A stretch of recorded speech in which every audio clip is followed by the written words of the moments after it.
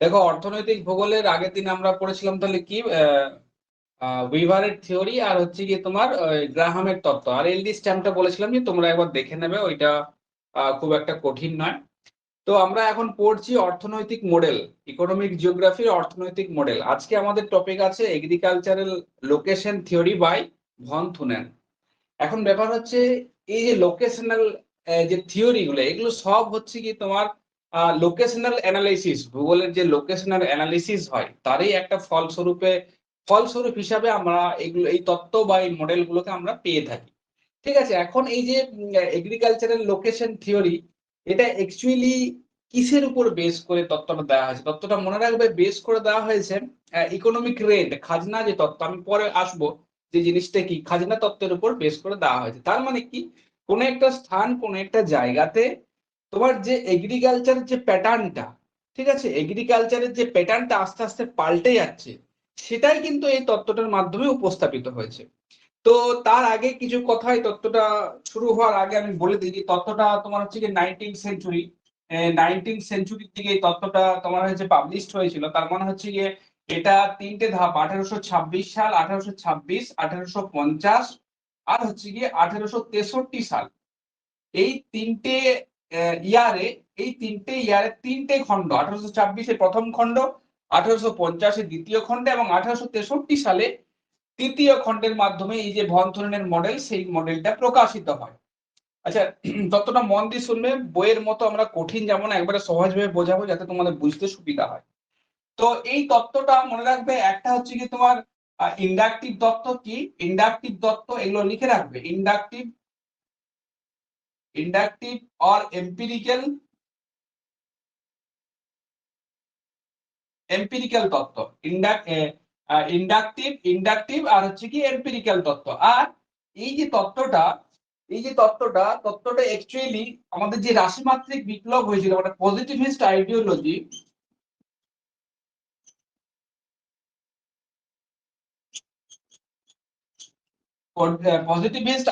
তার মানে হচ্ছে কি যে রাশিমাত্রিক বিপ্লব হয়েছিল, সেই রাশিমাত্রিক বিপ্লবের ফলস্বরূপ হিসেবে কিন্তু আমরা এই তত্ত্বটাকে দেখতে পারি। ঠিক আছে, তো এরা কিছুগুলো তোমার বেসিক ধারণা গেল। এবার হচ্ছে তত্ত্বটা অ্যাকচুয়ালি যিনি ভন থুনের, উনি ছিলেন জার্মানের একজন অর্থনীতিবিদ। তো উনি তত্ত্বটা দিয়েছিলেন, ওনার একটা কৃষি খামার ছিল জার্মানি, সেটার নাম হচ্ছে মেকলেনবার্গ। এগুলো মনে রাখবে, এগুলো এমসিকিউর কোশ্চেন কিন্তু। মেকলেনবার্গ, কোথায় বললাম? মেকলেনবার্গ। ঠিক আছে, এখানে তার যে কৃষি খামার ছিল, সেই কৃষি খামারে তিনি তার এই যে গবেষণাটা, কি গবেষণা, যে কোন একটা অঞ্চলের শহরকে কেন্দ্র করে যে এগ্রিকালচারের যে প্যাটার্ন গুলো পরিবর্তন হয়েছে, সেগুলোকে কিন্তু তুলে ধরার চেষ্টা করেন। কোথায়? ম্যাকলেনবার্গ। আর মেন শহর কি ছিল? না, রস্টক শহর। মনে রাখবে, রস্টক। কি? রস্টক শহর। রস্টক শহর, শহরটার নাম হচ্ছে রস্টক শহর। শহরটাকে কেন্দ্র করে, যে কৃষি জমির যে পরিবর্তন হয়েছে বা প্রোডাক্টিভিটির বা কি তোমার হচ্ছে কি প্রোডাকশন করা হচ্ছে আর কি, তার ফলস্বরূপ হিসেবে বা কেন হচ্ছে, কিভাবে হচ্ছে, এগুলো সমস্ত কিছু তিনি তার তত্ত্বে ব্যাখ্যা করেন। ঠিক আছে, এখন আমি বলেছি প্রত্যেকটা তত্ত্বের একটা তোমার হচ্ছে কি ফরম্যাট থাকে। ঠিক আছে, সেই ফরম্যাটটা কি, না কোনো থিওরি যখন পাবলিশড হয় তার কিছু স্টাডি এরিয়া থাকে এবং তার হচ্ছে কি অ্যাজাম্পশন থাকে, তার সাথে অবজেক্টিভ থাকে, প্রিন্সিপাল থাকে এবং সামগ্রিক যে তত্ত্বটা, সেই তত্ত্বটা থাকে। এখানে ওনার যে স্টাডি এরিয়া ছিল তাহলে মেকলেনবার্গ, রস্টক শহর। ঠিক আছে, এখন ব্যাপার হচ্ছে অবজেক্টিভ কি। উনি যে তত্ত্বটা দিয়েছিলেন যে কৃষি প্রোডাকশন বিভিন্ন জায়গাতে বিভিন্ন রকম হচ্ছে এবং সেগুলো বলয় আকারে হচ্ছে এবং কেন হচ্ছে, কিভাবে হচ্ছে, তিনি এই জিনিসগুলো দেখিয়েছিলেন। এখন অবজেক্টিভ যদি আমরা ফাইন্ড, আমি আগেই বলেছি, যদি আমরা কোনো তত্ত্ব বা কোনো মডেলের যদি অবজেক্টিভটা ভালোভাবে জানতে পারি, তাহলে হচ্ছে কি তত্ত্বটা বোঝা খুব সহজ হয়ে যায়। ঠিক আছে, এখন ভন থুনেনের কৃষি জমি অবস্থান সংক্রান্ত যে তত্ত্বের যে উদ্দেশ্য কি ছিল, তাহলে আমরা প্রথমেই বলতে পারি যে প্রথম উদ্দেশ্য ছিল, প্রথম উদ্দেশ্য, এগুলো দু একটা দিতে পারেন। প্রথম উদ্দেশ্য ছিল ওনার যে শহর থেকে যত দূরে যাওয়া যায়, কি বলছে না, শহর থেকে যত দূরে যাওয়া যায় তত কোনো একটা ফসলের উৎপাদন কমতে থাকে। কি শহর থেকে আমি যত দূরে যাচ্ছি তত ফসলের উৎপাদন কমবে। তাহলে আমি শর্ট করে লিখি ফসলের উৎপাদন কম হয়, উৎপাদন কম হয়। শহর থেকে আমরা যাচ্ছি তখন হচ্ছে কোনো একটা ধরো ধান বা গমের প্রোডাকশনটা আস্তে আস্তে কমে কমে যাচ্ছে। কেন কমছে এটা একটা গেল, এটা 1 নম্বর উদ্দেশ্য। এই উদ্দেশ্যটাকে উনি বলেছেন হচ্ছে কি ক্রপিং ইন্টেন্সিটি।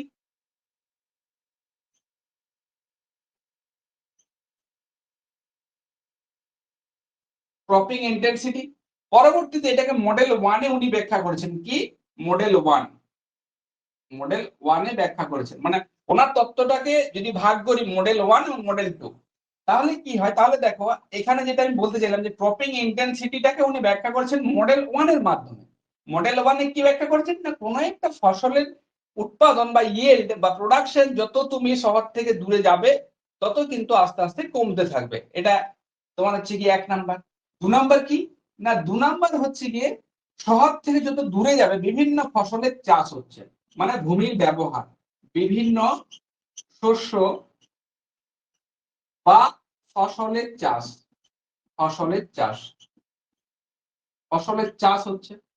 তার মানে হচ্ছে কি শহর থেকে যত দূরে যাচ্ছ, শহর থেকে যত দূরে যাচ্ছ তত এগ্রিকালচারাল যে ল্যান্ড ইউজ যে প্যাটার্নটা আছে সেই প্যাটার্নটা আস্তে আস্তে কিন্তু পাল্টে যাচ্ছে। তাহলে এই দুটো ছিল কিন্তু ওনার মেন অবজেক্টিভ। এই দুটো অবজেক্টিভ মনে রাখবে। আমি এটাকে পরবর্তীতে একটা জিনিস বলতে ভুলে গেলাম, এটা যেমন মডেল 1-এ ব্যাখ্যা করছি আমরা, এটাই কি করছি, এটাকে আমরা মডেল 2 বা ক্রপিং প্যাটার্ন, কি ক্রপিং প্যাটার্ন,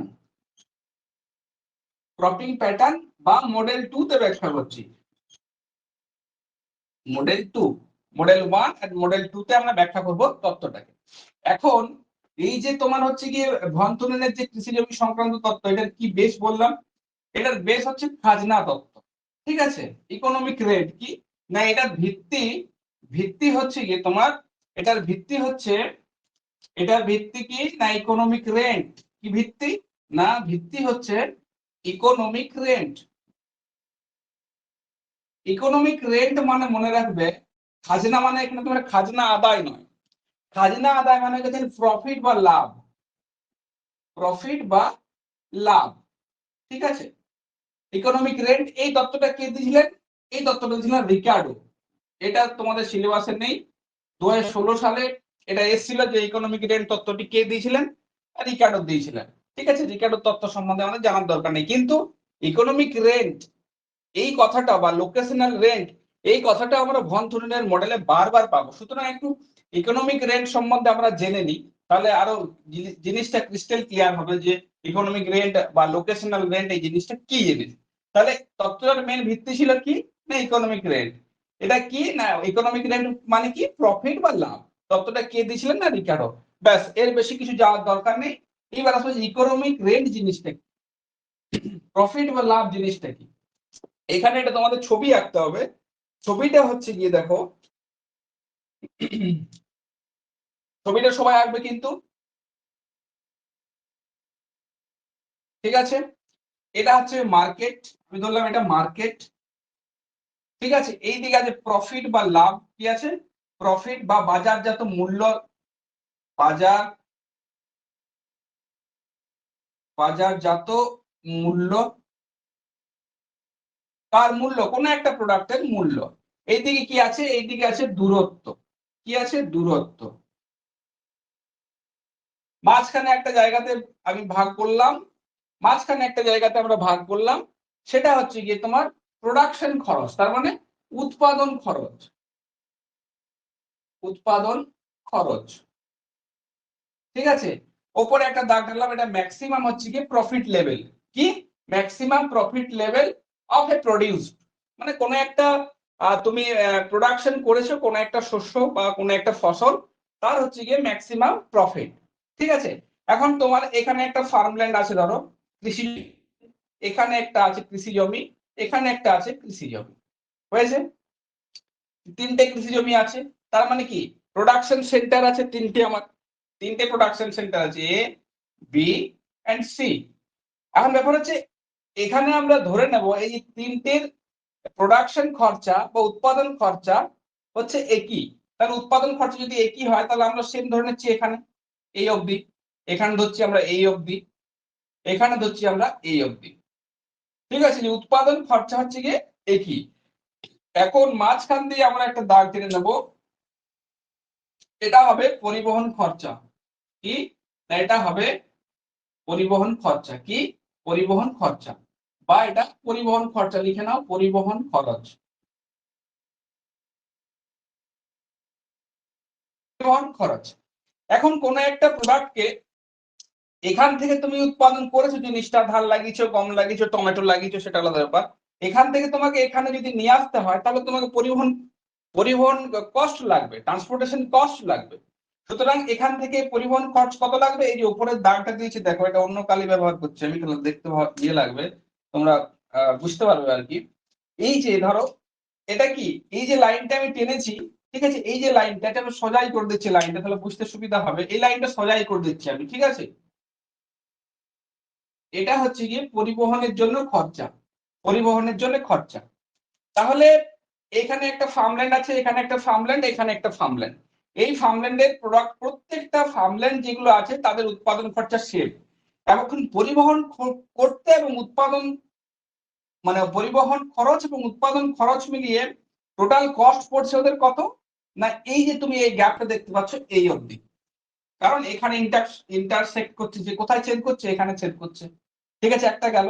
তার মানে এই যে জায়গাটায় এই যে ফার্মল্যান্ডটা আছে তার উৎপাদন খরচ এতটা এবং পরিবহন খরচ এতটা মার্কেটে নিয়ে আসতে। সুতরাং এটা গেল তোমার হচ্ছে গিয়ে এ। সুতরাং এটা যদি ইয়ে হয় তোমার এর টোটাল প্রোডাকশন এবং হচ্ছে গিয়ে তোমার ট্রান্সপোর্টেশন কস্ট হয়, এই দিকটা হচ্ছে গিয়ে লাভের দিক। সুতরাং এর হচ্ছে গিয়ে এতটা পরিমাণ হবে লাভ। ঠিক আছে, কোনো অ্যামাউন্টে যাচ্ছি না আমি, এতটা পরিমাণ হবে লাভ। ঠিক আছে, এটা কি, এই লাইনটা কি, এই লাইনটা হচ্ছে কত দামে বিক্রি হচ্ছে জিনিসটা। উপরে যে লাইনটা দেখছো এটা হচ্ছে গিয়ে যে ওই প্রোডাক্টটা কত দামে বিক্রি হচ্ছে। মানে এই মনে রাখবে এই তিনটেতেই, এ বি সি যে ফার্মল্যান্ড গুলো আছে সবগুলোতেই একই ধরনের বা একই প্রোডাক্টের চাষ হয়েছে। সুতরাং এই জায়গাটা হচ্ছে লাভ, কার লাভ, না এই যে হচ্ছে কি ফার্মল্যান্ড আছে তার লাভ হচ্ছে এইটা, কতটা দেখো লাভ হচ্ছে এতটা। এখন বিয়ের ক্ষেত্রে যদি ধরো, বিয়ের ক্ষেত্রে কি হবে, যেহেতু উৎপাদন খরচা সেম হবে, একই ফসল, উৎপাদন খরচা সেম। সুতরাং এর পরিবহনের জন্য, মানে এখান থেকে এই পর্যন্ত আনতে এর খরচা কতটা হবে, এতটা খরচা হবে। কেন না এখানে ইন্টারসেক্ট করছে, এখানে ছেদ করছে, এখানে ছেদ করছে। সুতরাং এর লাভ কতটা হবে, না লাভ এর একটু অল্প হবে। এই যে তোমার একটুখানি লাভ হলো এখানে, যেহেতু এটা প্রফিট জোন, এখানে তো বিক্রি হচ্ছে প্রোডাক্টটা। সুতরাং এই একটু লাভ, এর বেশি লাভ, এর একটু কম লাভ। এখন সি যে ফার্মল্যান্ডটা আছে, সি যে তোমার যেখানে প্রোডাকশন হচ্ছে, সেখান থেকে মার্কেটে আনতে তোমার কত খরচা হচ্ছে, না ম্যাক্সিমাম খরচা হয়ে যাচ্ছে। দেখতে পাচ্ছ, ম্যাক্সিমাম খরচা হয়ে যাচ্ছে। তার মানে কি, এইদিকে চলে যাচ্ছে, তার মানে কি এখান থেকে প্রোডাক্ট আনা বা ওই যে প্রোডাকশনটা করেছো সেটা এই মার্কেটে তুমি আনতে পারবে না। কারণ তোমার এখান থেকে যদি তুমি এখানে নিয়ে আসো তোমার কিন্তু লস হয়ে যাবে। সুতরাং এই যে জোনটা দেখছো, এই যে জোনটা, এই জোনটাকেই বলা হয় ইকোনমিক রেঞ্জ বা প্রফিট জোন। কেন, এই ফার্মল্যান্ডের প্রফিট হয়েছে এতটা, বিয়ের কতটা হয়েছে এতটা। যদি আমি মাঝখানে আরেকটা ফার্মল্যান্ড করি বোঝার সুবিধার জন্য, যদি মাঝখানে আরেকটা করি, ধরো ডি করলাম, ঠিক আছে, ডি করলাম, এর প্রোডাকশন কস্ট এতটা হয়েছে এবং হচ্ছে গিয়ে এর তোমার হচ্ছে ট্রান্সপোর্টেশন কস্ট হয়েছে এতটা, এই পর্যন্ত হয়েছে এর ট্রান্সপোর্টেশন কস্ট। ঠিক আছে, সুতরাং লাভ কতটা হচ্ছে, লাভ খুবই মার্জিনাল হচ্ছে এখানে এই অবধি, কারণ এইটুকু জায়গায় তো বেঁচে আছে। সুতরাং এইটুকু হচ্ছে কি এর লাভ। যদি দেখো এর সব থেকে বেশি লাভ হচ্ছে, বিয়ের তার থেকে একটু কম লাভ হচ্ছে, যেহেতু দূরে আছে, যেহেতু দূরে আছে। তার মানে কি, দূরত্ব বাড়ার সাথে সাথে তোমার পরিবহন খরচাটাও কিন্তু আস্তে আস্তে বাড়বে। পরিবহন খরচাটা বাড়লে সেটা কোথায়, প্রোডাকশন কস্টের সাথে যোগ হবে, তখন তুমি প্রফিটটা কিন্তু কম পাবে। সুতরাং আমরা বলতে পারি এই যে অঞ্চলটা, এই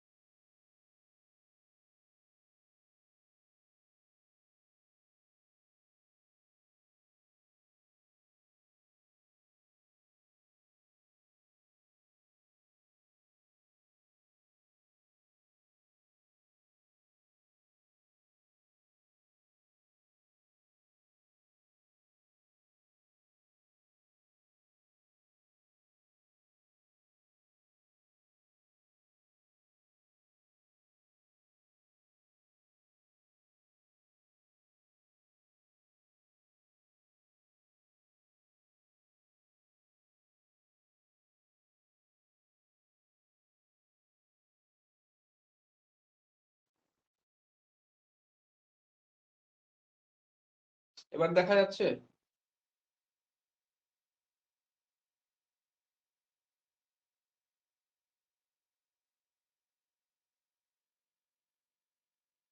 ঠিক ঠিক ঠিক আছে।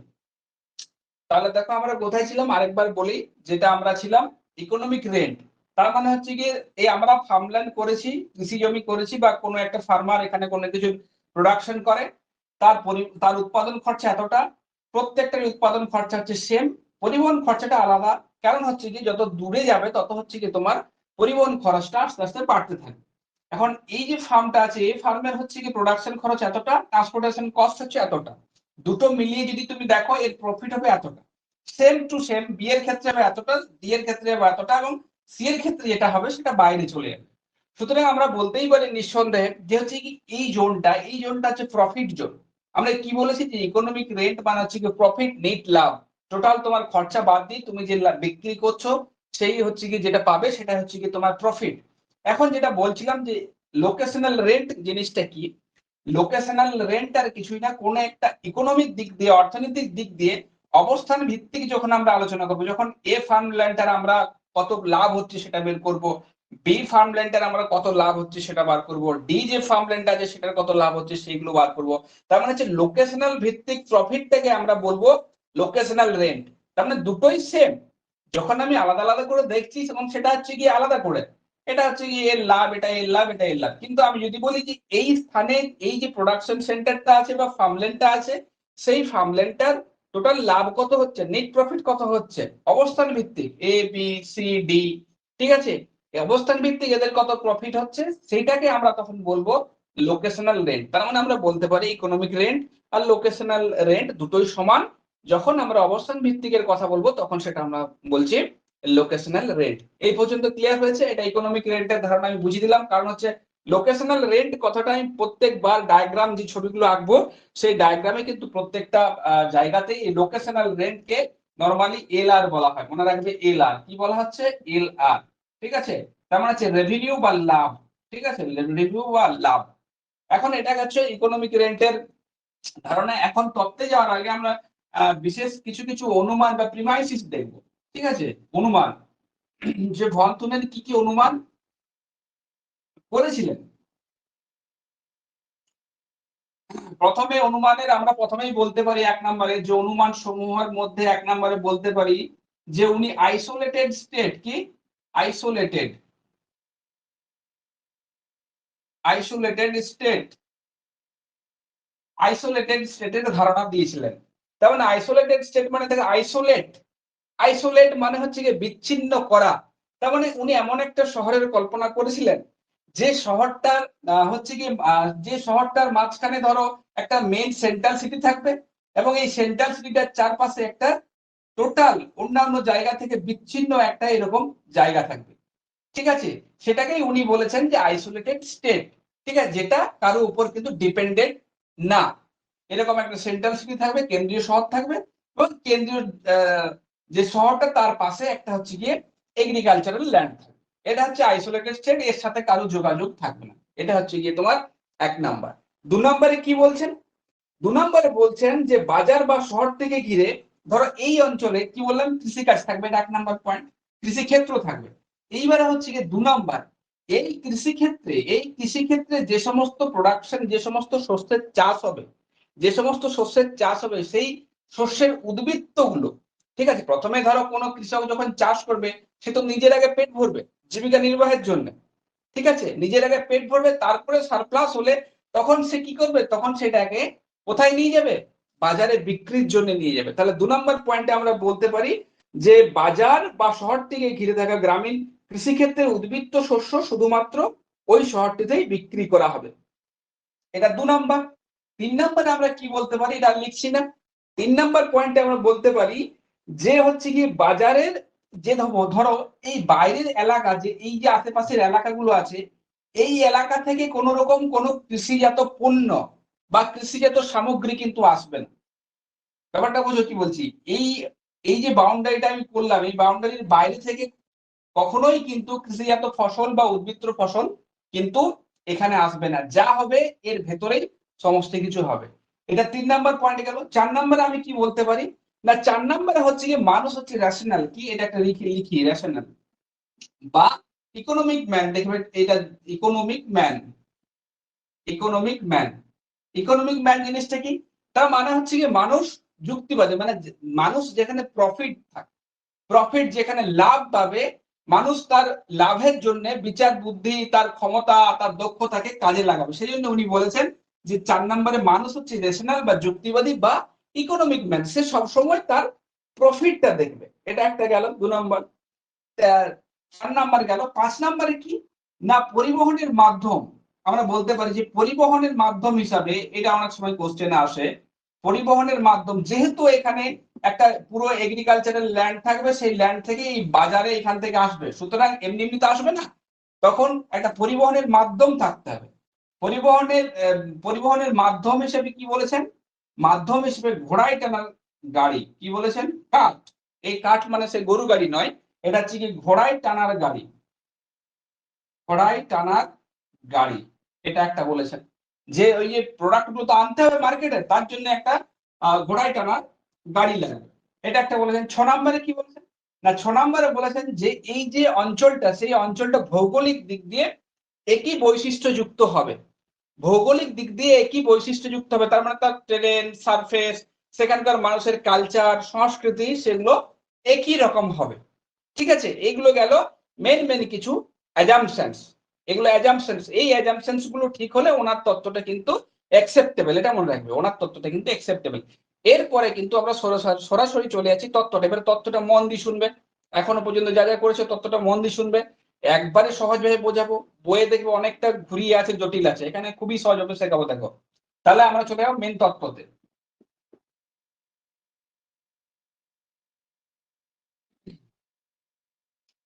তত্ত্বের কি আছে প্রথমে?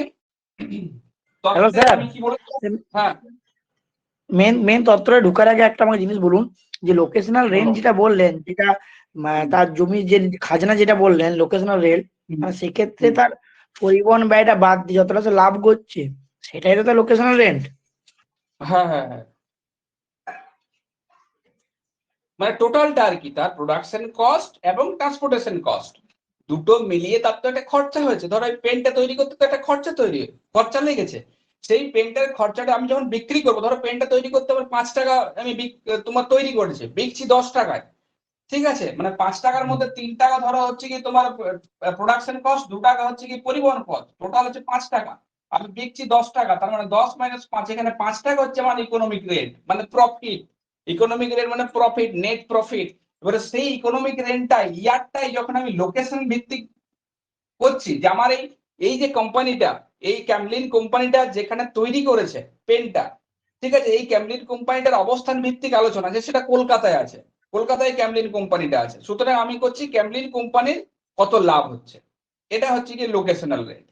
ঠিক আছে, মানে কলকাতায় হলে কি ধরনের লাভ হবে আর বাঁকুড়ে হলে কি ধরনের লাভ হবে, লোকেশনাল রেন্ট জায়গা হিসেবে তার হ্যাঁ যদি লাভটা বিচার অবস্থান করেন। ভিত্তিক, ঠিক অবস্থান ভিত্তিক, হ্যাঁ ঠিক অবস্থান ভিত্তিক যখন আমরা দেখবো, তখন সেটা হবে লোকেশনাল রেট। আর এমনি লাভ বার করতে গেলে সেটা হচ্ছে তো ইকোনমিক রেন্ট, তাই তো? হ্যাঁ হ্যাঁ, ইকোনমিক রেন্ট ঠিক। মেন মনে রাখবে ইকোনমিক রেন্ট মানে হচ্ছে গিয়ে নেট যে প্রফিটটা আছে, সেই প্রফিটটা হয়েছে। এইবারে দেখো আমরা আসছি মেন তত্ত্বতে। তত্ত্ব 1 নম্বর হচ্ছে গিয়ে মডেল 1। তাহলে মনে রাখবে 1 নম্বর মডেল 1, যেহেতু উনি দুটো মডেলে তত্ত্বটাকে আলোচনা করেছিলেন। মডেল 1, মডেল 1 এ কি বলা হয় না, এটাকে বলা হয় cropping intensity.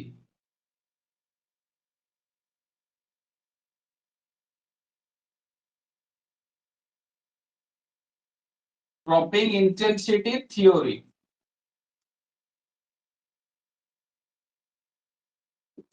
Cropping intensity theory আছে। তো ক্রপিং ইন্টেন্সিটিতে, সরি লোডশেডিং হয়ে গেছে আবার বৃষ্টির জন্য, একটু ওয়েট করো, হ্যাঁ একটু ওয়েট করো।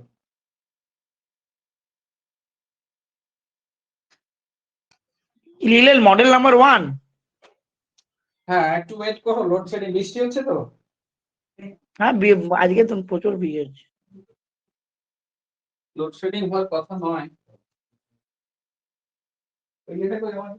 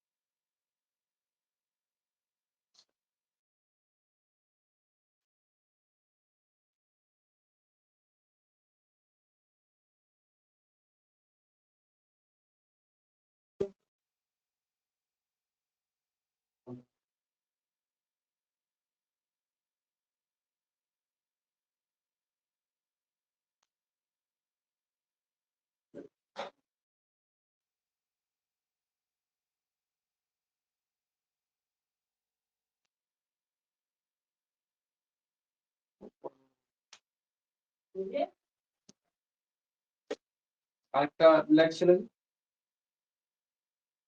বোর্ডটা দেখা যাবে না, আরেকটা লাইট নেই। বৃষ্টি শুরু হয়ে গেছে, মনে হচ্ছে নাকি বৃষ্টি ওদিকে?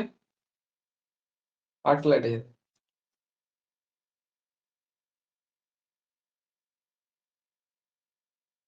লোডশেডিং হওয়ার কথা না।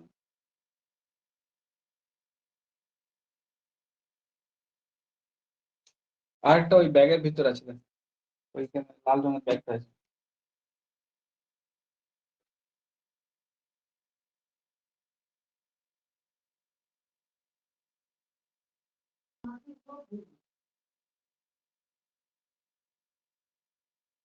বৃষ্টি শুরু হয়ে গেছে, একটু ওয়েট করো সময়। হ্যাঁ,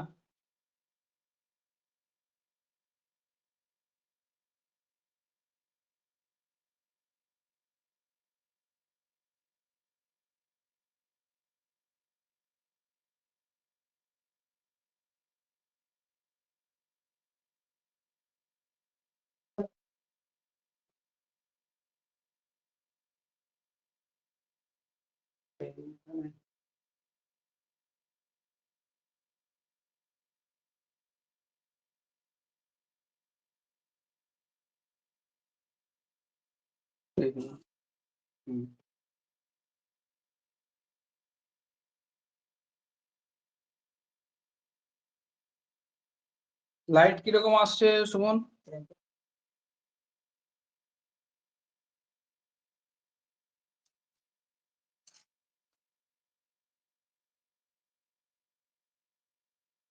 ওই সেই লাইট গুলো দেখা যাচ্ছে কি?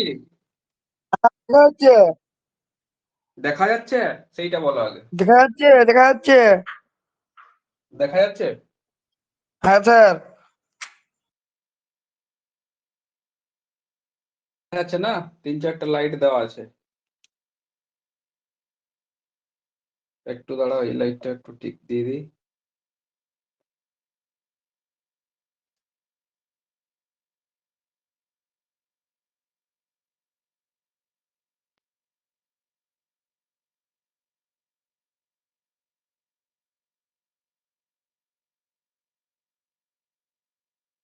দেখা যাচ্ছে না? ঠিক আছে, দেখা যাচ্ছে। সবাই একটু বলো দেখা যাচ্ছে কিনা।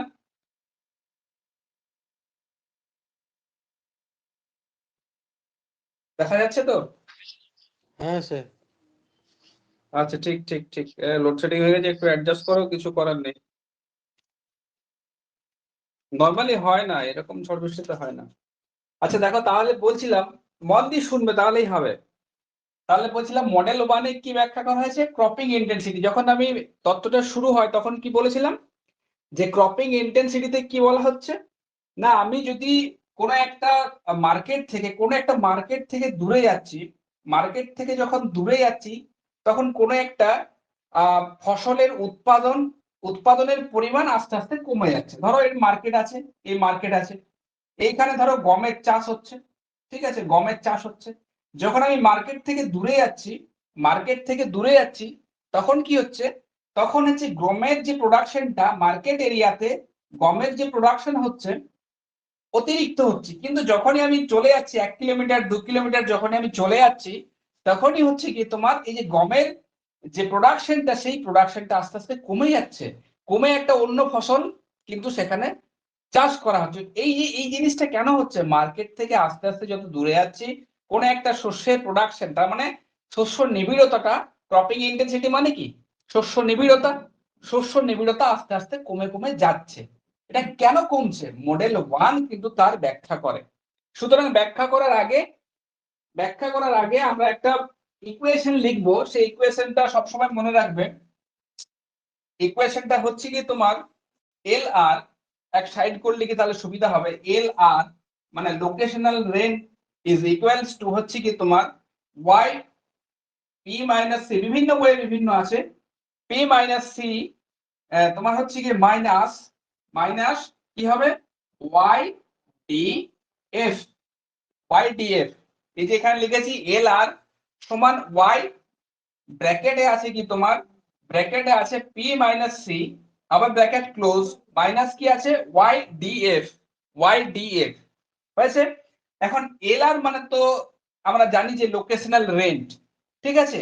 এখন ওয়াই মানে কি, এই ওয়াই মানে হচ্ছে কি উৎপাদন, কি এই ওয়াই মানে হচ্ছে উৎপাদন, ওয়াই মানে হচ্ছে উৎপাদন। পি মানে হচ্ছে কি তোমার মার্কেট প্রাইস, পি মানে হচ্ছে গিয়ে মার্কেট প্রাইস, তার মানে হচ্ছে গিয়ে কোন একটা প্রোডাক্ট তুমি মার্কেটে যখন সেটা বিক্রি করছো, পি যেটা লেখা হয়েছে সেটা হচ্ছে কি তোমার মার্কেট প্রাইস।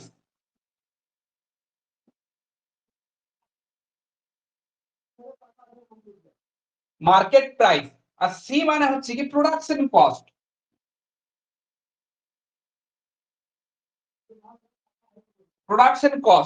সি মানে হচ্ছে কি প্রোডাকশন কস্ট, ওয়াই মানে আবার দেন উৎপাদন, ডি মানে হচ্ছে কি তোমার এখানে হচ্ছে কি ডিসটেন্স, ডি মানে মনে রাখবে এখানে হচ্ছে কি ডিসটেন্স, ডি মানে ডিসটেন্স ইন কিমি, ডিসটেন্স ইন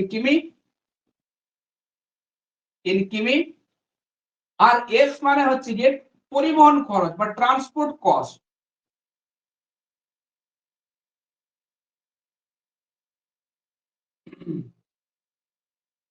তাহলে দেখো আমি বলে দিচ্ছি, দেখা না যাচ্ছে আমি বলে দিচ্ছি, এল আর মানে locational range is equals to Y P minus C minus Y D F.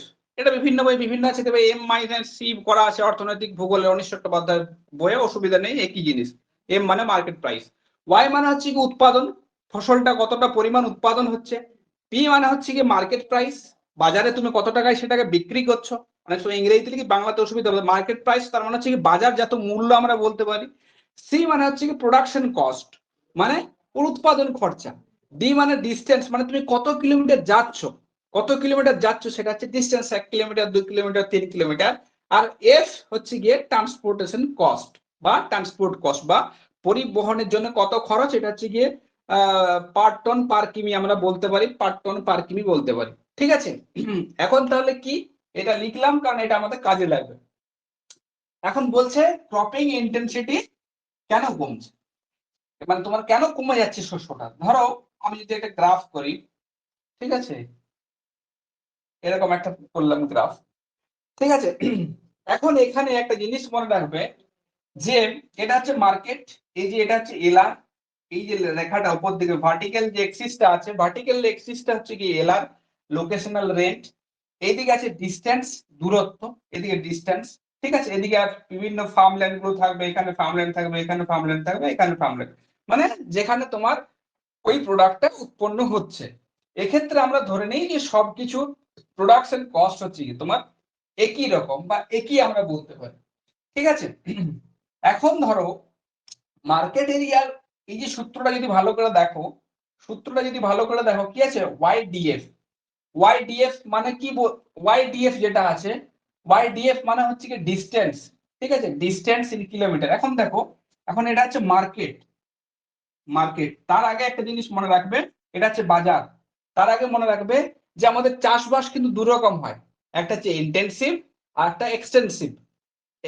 তোমার হচ্ছে গিয়ে নিবিড় কৃষিতে চাষ আর হচ্ছে ব্যাপক কৃষি, যেটা আমরা বলি নিবিড় কৃষি ব্যাপক কৃষি বলি না, ইন্টেনসিভ এক্সটেন্সিভ।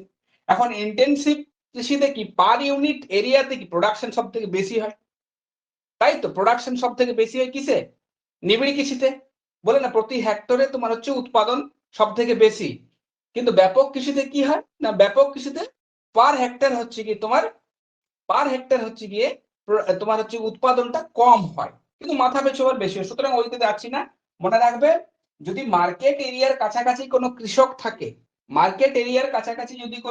থাকে, সে কি করবে, সে তো দেখছে আমার তো মার্কেট এরিয়ার কাছাকাছি বাড়ি, আমাকে তো ওই যে পরিবহনের জন্য আমাকে তো পয়সা দিতে হচ্ছে না বা কম মিনিমাম টাকা দিতে হচ্ছে, সুতরাং আমি এই জায়গাতে থেকে কি করব, আমি এই জায়গাতে থেকে কোন একটা প্রোডাকশন প্রচুর পরিমাণে উৎপাদন করব। তার মানে কি, তার মানে উনি চাইছেন যে নিবিড় পদ্ধতিতে চাষ করব। নিবিড় পদ্ধতিতে চাষ করা মানে কি, তার মানে একক প্রতি বা ইউনিট প্রতি আমার উৎপাদনটা বেশি হবে, উৎপাদন বেশি হবে, ওয়াইটা বেশি হবে। এখন যদি মার্কেট এরিয়াতে ও চাষ করে বা মার্কেট এরিয়ার কাছাকাছি চাষ করে, তাহলে এই দিকের ইকুয়েশনটা দেখো তুমি, এদিকের ইকুয়েশনটা ডিস্টেন্স আর পরিবহন খরচাটা জিরো হয়ে যাবে। জিরো হয়ে গেলে কি হবে, এই ইউনিটটা পুরোপুরি জিরো হয়ে যাবে। ব্যাপারটা বুঝে কি বলছি, যদি ওই লোকটা বা ওই কৃষকটা মার্কেট এরিয়ার কাছাকাছি তার যদি জমি থাকে, তাহলে কি করবে, তার তো দেখছে আমার তো ট্রান্সপোর্টেশন কস্ট লাগবে না, আমি যেটা লাগাচ্ছি সেটাকে সব থেকে বেশি পরিমাণে উৎপাদন করি, যত বেশি উৎপাদন করবো তত বেশি লাভ হবে। সুতরাং এলআর এর এই ইকুয়েশনটা দেখো কি হয়ে যাবে, যদি মার্কেট এরিয়ার কাছাকাছি চাষ করে তাহলে সেক্ষেত্রে কিন্তু জিরো হয়ে যাবে, জিরো হয়ে যাবে। সুতরাং আমি ধরে নিচ্ছি ও এখানে 1000 টন গম উৎপাদন করছে, কি এই অঞ্চল বরাবর, মানে এখানে বিক্রি করছে 1000 টন গম, মানে আমি ধরে নিচ্ছি যে 1000 টন গম উৎপাদন করে বিক্রি করলো, 1000 টাকা পেলো। সুতরাং এই স্থান বরাবর আমি ধরে নিচ্ছি যে এটা হচ্ছে গিয়ে তোমার নিবিড় যে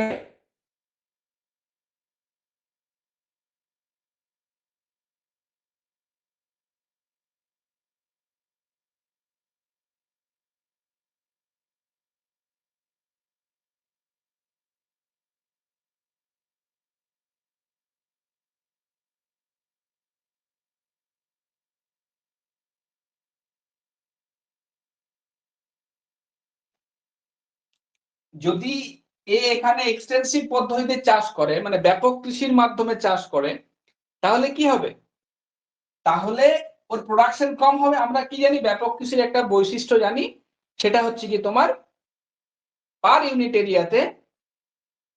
এরিয়াতে প্রোডাকশন কম হয়।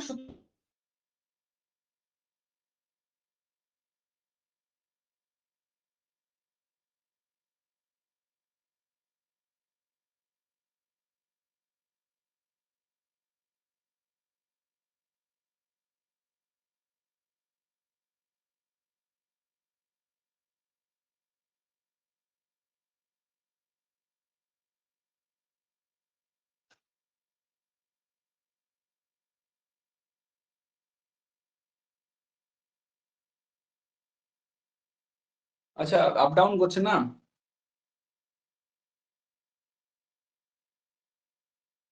কতটা পর্যন্ত বুঝতে পেরেছো বলো তো, কেউ একটা বলো, মেসেজ করো।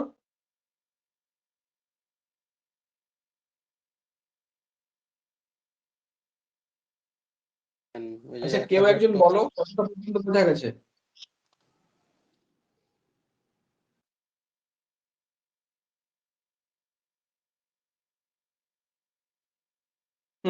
ঠিক ঠিক ঠিক আছে।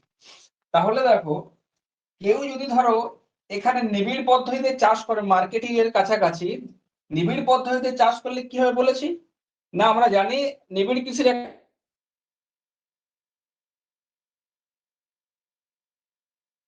প্রোডাকশন যদি বেশি হয়, তাহলে নিশ্চয়ই তার ভিডিও দেখা যাচ্ছে না, এখন দেখা যাচ্ছে।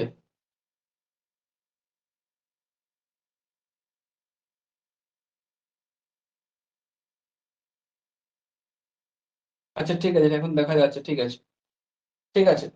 তাহলে কি বলছিলাম, যদি মার্কেট এরিয়ার কাছাকাছি, মন দিয়ে শোনো, যদি মার্কেট এরিয়ার কাছাকাছি কেউ যদি নিবিড় পদ্ধতিতে চাষ করে, ইন্টেনসিভ কালচার বা ইন্টেনসিভ কাল্টিভেশন করে, সেক্ষেত্রে তার প্রোডাকশন কি হবে, তার প্রোডাকশন বেশি হবে।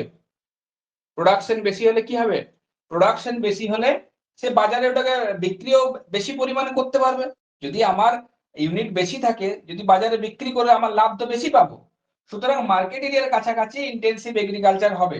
এইবার ব্যাপার হচ্ছে এক্সটেন্সিভ কেন হবে না, কারণ এক্সটেন্সিভে আমরা জানি যে এক পার ইউনিট এরিয়াতে এক্সটেন্সিভে প্রোডাকশন কম হয়, উৎপাদন কম হয়।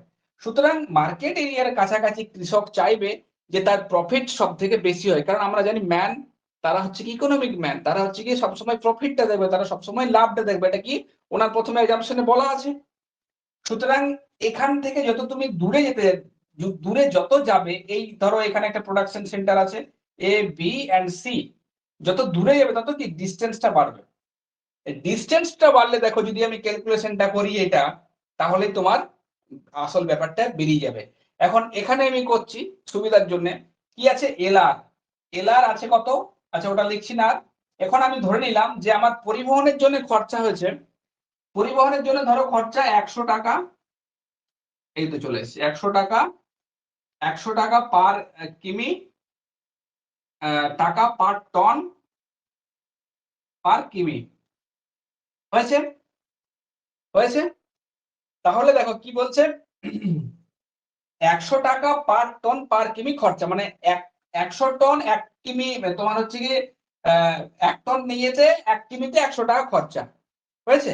এখন আমি কি বলেছিলাম, নিবিড় কৃষিতে কি বলেছিলাম, যে নিবিড় কৃষিতে প্রোডাকশন কত হয়েছিল, ধরো 1000 হয়েছিল তো।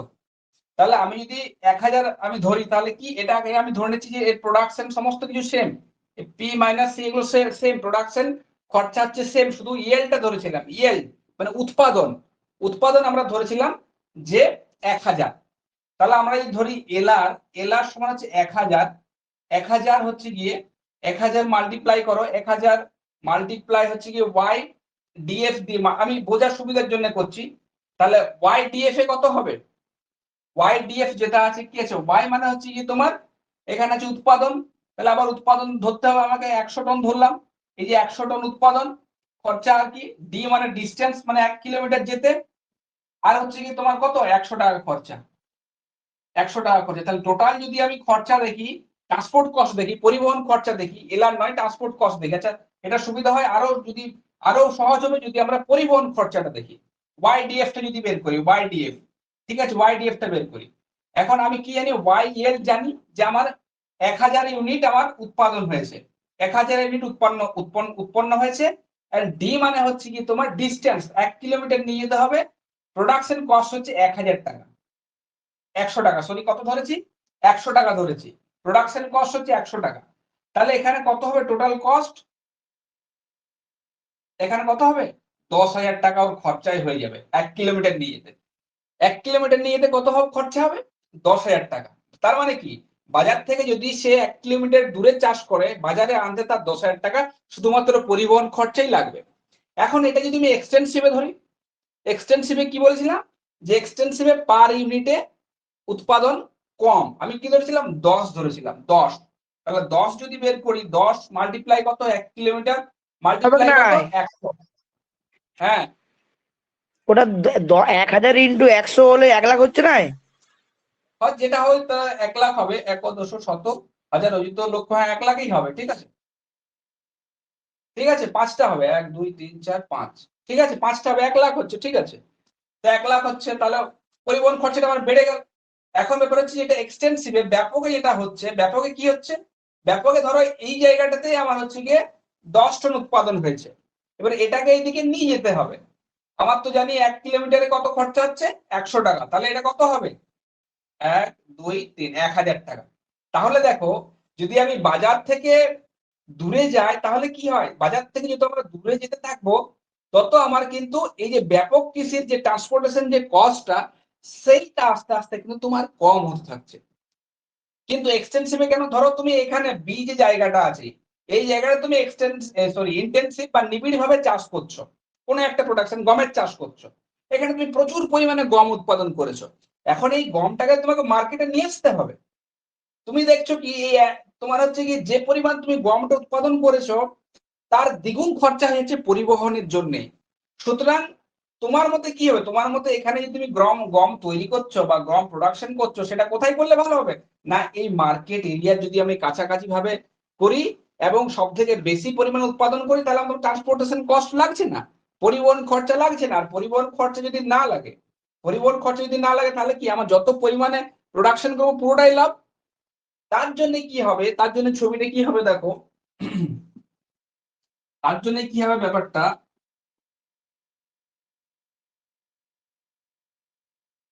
এই হলো আমার তোমার এলআর, এই হচ্ছে এলআর, এই হচ্ছে ডিস্টেন্স, ঠিক আছে। এখন এই হচ্ছে কি তোমার এখানে কি বলেছিলাম, এখানে ইন্টেন্সিভ, এগ্রিকালচার, নিবিড় কৃষি বা নিবিড় পদ্ধতিতে চাষ। সুতরাং এখান থেকে তুমি যত দূরের দিকে যাবে তত কি হবে, এই যে পয়েন্ট গুলো, এলআর এর যে পয়েন্ট গুলো, এগুলো কি, এগুলো কাছাকাছি আসার চেষ্টা করবে, কার, মার্কেট এরিয়ার কাছাকাছি আসার চেষ্টা করবে। কেন চেষ্টা করছে? কারণ ট্রান্সপোর্টেশন কস্টটা আস্তে আস্তে বেড়ে যাচ্ছে। তার মানে কি, এই এলআরটা ইন্টেনসিভ এগ্রিকালচারের ক্ষেত্রে এই এলআরটা, এলআর যে কার্ভটা, সেটা কি হবে, সেটা যদি যোগ করি সেটা স্টিপ হবে, সেটা খাড়া ঢাল যুক্ত হবে। ঠিক আছে, এখন এক্সটেন্সিভে কি হবে, এক্সটেন্সিভে যেহেতু আমার হচ্ছে কি প্রোডাকশন কম ছিল এবং ট্রান্সপোর্ট পরিবহন খরচা কম, আমরা দেখলাম যে পরিবহন খরচাটা কিভাবে কম হচ্ছে ক্যালকুলেশনের মাধ্যমে। সুতরাং এই যে ঢালটা, সেই ঢালটা হবে কি, খুব ধীরে ধীরে ধীরে ধীরে নামবে, আস্তে আস্তে ধীরে ধীরে ধীরে নামবে, ধীরে ধীরে নামবে। সুতরাং যে অঞ্চল বরাবর এটা ইন্টারসেক্ট করছে, এই যে ইন্টারসেক্ট করছে একটা এই প্রশ্ন অঞ্চল আছে, বরাবর, বলো বলো বলো। মার্কেট আমি যদি ধরে বলো, যাব, শোনা যাচ্ছে না, বলো তত কিন্তু আমার সেই বলো প্রোডাক্টিভিটিটা, শুনতে পাচ্ছেন? বলো। বলছি আমি যদি মার্কেট এরিয়ার কাছে কিছু চাষ করি, হুম সেটা আমার কিন্তু নিবিড় চাষ হচ্ছে। কিন্তু যখন হুম সেটা আমি মার্কেট এরিয়া থেকে দূরে যাচ্ছি, তখন সেটা হুম কিন্তু আমার ব্যাপকে রূপান্তরিত হচ্ছে। তার ফলে কিন্তু আমার হুম মার্কেট এরিয়ায় যে পরিমাণ প্রফিট এবং যে পরিমাণ হুম মানে বহন খরচা, তার তুলনায় কিন্তু হুম দূরে গেলে কিন্তু মার্কেট মানে ট্রান্সপোর্ট খরচাটা কিন্তু কম হচ্ছে। হুম। মানে টোটাল টোটাল হ্যাঁ আমি এলারটা তো, কিন্তু কম হচ্ছে। হ্যাঁ আমি তো সেটাই বলছি, সেটাই তো বলছি, তুমি যেটা বলছো সেটাই। মার্কেট এরিয়ার কাছাকাছি এই যে অঞ্চলটা, মন দিয়ে শোনো, মার্কেট এরিয়ার কাছাকাছি যে অঞ্চলটা থাকবে, যেখানে ইন্টারসেক্ট করবে ইন্টেনসিভের, ইন্টেনসিভের আর এক্সটেন্সিভের যে কার্ভ আছে, যেখানে ইন্টারসেক্ট করবে এই অঞ্চল বরাবর নিবিড় পদ্ধতিতে চাষ হবে। কেন নিবিড় পদ্ধতিতে চাষ হবে, এই অঞ্চল বরাবর নিবিড় পদ্ধতিতে চাষ হবে, কেন হবে? এখন ধরো যদি এখানে তুমি নিবিড় পদ্ধতিতে চাষ করো, কথার কথা বলছি আমি, এখানে নিবিড় পদ্ধতিতে চাষ করো, কি হবে, এখানে একটা ফার্মল্যান্ড আছে, এখানে যদি নিবিড় পদ্ধতিতে চাষ করো, তাহলে তুমি যদি ওপর দিকে ওঠো এলার লাইনে, এখানে তোমার ইন্টারসেক্ট করছে, তোমার লাভ কোথায় আসবে, লাভ এখানে আসবে, এখানে লাভ আসবে। তাহলে এলার কোথায় হচ্ছে, এখানে হচ্ছে। তুমি যদি এই জায়গাটাতেই, এই জায়গাটাতেই ব্যাপক পদ্ধতিতে চাষ করো, তাহলে এলার কোথায় যাবে, তাহলে এলার, এই যে এলার, এই এলারের উপরে থাকবে। তার মানে হচ্ছে কি, এই যে তোমার এলার, তার মানে এই অঞ্চলটা, শোনো মন দিয়ে, এই অঞ্চলটাতে তুমি যদি নিবিড় পদ্ধতিতে চাষ করো, তাহলে এখানে প্রফিট দেখো ব্যাপকের থেকে তোমার নিচের দিকে নেমে যাচ্ছে। এখানে এটা হচ্ছে কি, এই যে পয়েন্টটা, এই পয়েন্টটা হচ্ছে কি তোমার এক্সটেন্সিভের প্রফিট। এখন তুমি যদি এই অঞ্চল বরাবর ইন্টেনসিভে চাষ করো, তাহলে তোমার প্রফিট হচ্ছে কি এইখানে। তার মানে, তার মানে তোমার এখানে যদি চাষ করো নিবিড় পদ্ধতিতে, এখানে তোমার লস হবে, এখানে তোমার এক্সটেন্সিভ কালচার করতে হবে, এক্সটেন্সিভ কালচারে চাষ করলে তুমি কিন্তু এই প্রফিটটা পাবে। আবার ধরো কথার কথা বলছি, এখানে ধরো তুমি যদি এই অঞ্চল বরাবর, এই অঞ্চল বরাবর তুমি যদি এক্সটেন্সিভ এগ্রিকালচার করো, এক্সটেন্সিভ এগ্রিকালচার, এখানে তোমার একটা ফার্মল্যান্ড আছে, এখানে তুমি এক্সটেন্সিভ এগ্রিকালচার করো, তাহলে কি হবে, এখানে উপর দিকে ওঠো আস্তে আস্তে, এখানে এক্সটেন্সিভ কোথায় ইন্টারসেক্ট করছে, এখানে লাভ কোথায় পাবে, লাভ হচ্ছে এখানে, এখানে। সুতরাং এখানে লাভ হলে, এখানে তুমি যদি এক্সটেন্সিভ ব্যাপক পদ্ধতিতে চাষ করো এই অঞ্চল বরাবর, তাহলে এখানে তোমার প্রফিট হচ্ছে এখানে। কিন্তু তুমি যদি এখানেই নিবিড় পদ্ধতিতে চাষ করো, তাহলে কোথায় উঠছে লাইনটা দেখো, এইখানে তোমার প্রফিট হচ্ছে এইখানে, প্রফিট হচ্ছে এইখানে, এইখানে প্রফিট হচ্ছে। তাহলে একটা প্রফিট হচ্ছে এইখানে যদি ব্যাপক পদ্ধতিতে করো, আরেকটা জায়গাতে প্রফিট হচ্ছে এইখানে যদি হচ্ছে নিবিড় পদ্ধতিতে করো। সুতরাং এই যে লাইনটা আছে, এই লাইনটার এই সাইড বরাবর, এই সাইড বরাবর, এটা দুই দিকেও, এদিকেও হবে, এই সাইড বরাবর তোমাকে নিবিড় পদ্ধতিতে চাষ করতে হবে। ঠিক আছে, এই লাইনটাকে যেই তুমি ক্রস করবে, সেই এই এই যে পোর্শনটা, এই অঞ্চলটা থাকবে, এই অঞ্চলটা তোমার টোটালি সম্পূর্ণরূপে ব্যাপক পদ্ধতিতে তুমি কিন্তু কৃষি কাজ করবে। কেন এটা হচ্ছে আরেকবার বলে দিচ্ছি, এই যে এলার, এই যে এলার ইন্টেনসিভ এগ্রিকালচার সবসময় ডিপেন্ড করে কিসের উপর, তোমার আমরা জানি ইন্টেনসিভ এগ্রিকালচার সব থেকে পার ইউনিট এরিয়াতে প্রোডাকশন বেশি হয়। সুতরাং পার ইউনিট এরিয়াতে যদি প্রোডাকশন আমাকে বেশি করতে হয়, তাহলে আমার এটা বাজারের কাছাকাছি করাই যুক্তিযুক্ত। কারণ কি, প্রচুর পরিমাণে প্রোডাকশন হবে, প্রচুর পরিমাণে যদি প্রোডাকশন হয়, সেটাকে আনতেও খরচা আছে, সুতরাং খরচাটা বেশি পড়ে যাবে। সুতরাং খরচাটা বেশি পড়ার জন্য কি হবে, এই যে লাইনটা এলারটা আস্তে আস্তে শহরের দিকে আস্তে আস্তে চলে আসবে। কারণ কি এই চাষগুলো শহরের কাছাকাছি হতে থাকবে, কারণ ট্রান্সপোর্টেশন কস্টটা তখন অ্যাড হয়ে যাবে। কিন্তু এক্সটেন্সিভে আমরা কি জানি, এক্সটেন্সিভে পার ইউনিট এরিয়াতে প্রোডাকশন যেহেতু কম সেই জন্য কি হচ্ছে, প্রোডাকশন কম থাকার কারণে ট্রান্সপোর্ট কস্ট একই থাকলেও প্রোডাকশনের ইয়েল্ড মানে উৎপাদন কম থাকার জন্য পরিবহন যে ঢালটা আছে, পরিবহনের যে কস্টটা সেটা আস্তে আস্তে তোমার নিচের দিকে নামে। ঠিক আছে, সুতরাং যেখানে যে অঞ্চল বরাবর ছেদ করবে, এই যে অঞ্চল বরাবর ছেদ করছে এই অঞ্চল বরাবর এই সাইডে হবে কি তোমার ইন্টেনসিভ ওয়েতে এগ্রিকালচার, আর এই সাইডে হবে এক্সটেন্সিভ ওয়েতে এগ্রিকালচার। একই প্যাটার্নটা শুধু ইন্টেনসিভ ফলো করবে এবং প্যাটার্নটা এক্সটেন্সিভ ফলো করবে। ঠিক আছে, এটা হচ্ছে কি ক্রপিং ইন্টেন্সিটি, মানে তুমি শহর থেকে যত দূরে যাবে তত যে শিফট হচ্ছে, প্যাটার্নটা শিফট হচ্ছে, যে ইন্টেনসিভ থেকে আস্তে আস্তে আমরা এক্সটেন্সিভের দিকে যাচ্ছি। এই যে শিফটটাকে কিন্তু এই গ্রাফ বা চিত্রের মাধ্যমে আমরা কিন্তু দেখাতে পারি। ঠিক আছে, এই পর্যন্ত ক্লিয়ার হয়েছে তো?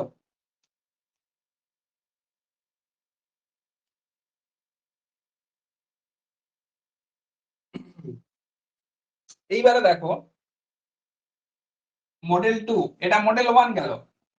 আচ্ছা, এটা আমি লিখে রেখে দিচ্ছি কারণ এটা লাগবে আবার। এখন মডেল 2 হচ্ছে কি, যত তুমি যত তুমি শহর থেকে দূরের দিকে যাবে তত বিভিন্ন শস্যের চাষ হচ্ছে, এখন এটা কেন হচ্ছে? ঠিক আছে, এটা দেখো, তাহলে আমরা বলতে পারি মডেল 2 তে ব্যাখ্যা হচ্ছে কি তোমার ক্রপিং প্যাটার্ন। মডেল 2 আচ্ছা, মডেল 2 তে সূত্রটা হচ্ছে কি তোমার, এটাকে বলা হচ্ছে ক্রপ থিওরি। মডেল 2 এটাকে বলা হয় ক্রপ থিওরি।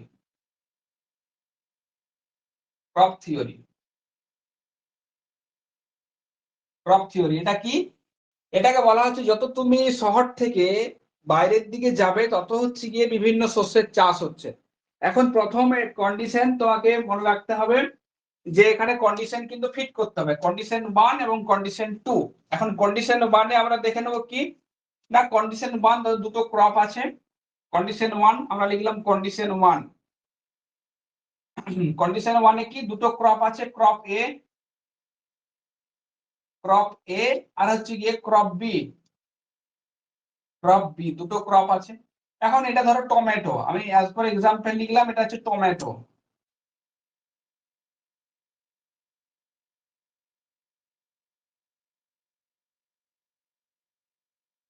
টমেটো আর আলু লিখলাম। ঠিক আছে, এখন কন্ডিশনটা হচ্ছে কি ক্রপ এর হচ্ছে কি ধরো একই উৎপাদন খরচ আর হচ্ছে কি উৎপাদন একই। তাহলে আমি লিখছি এই দুটো শস্যের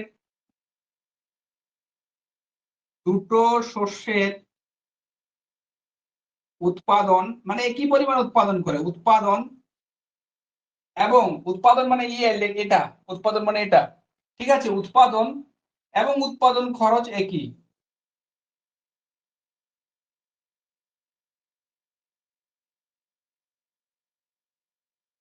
উৎপাদন খরচ একই, এটা একটা গেল স্টেটমেন্ট। আরেকটা হচ্ছে গিয়ে এখানে হচ্ছে গিয়ে আরেকটা হচ্ছে কি কিন্তু মার্কেট প্রাইস এবং পরিবহন আলাদা। কি বলছে, বাজারজাত মূল্য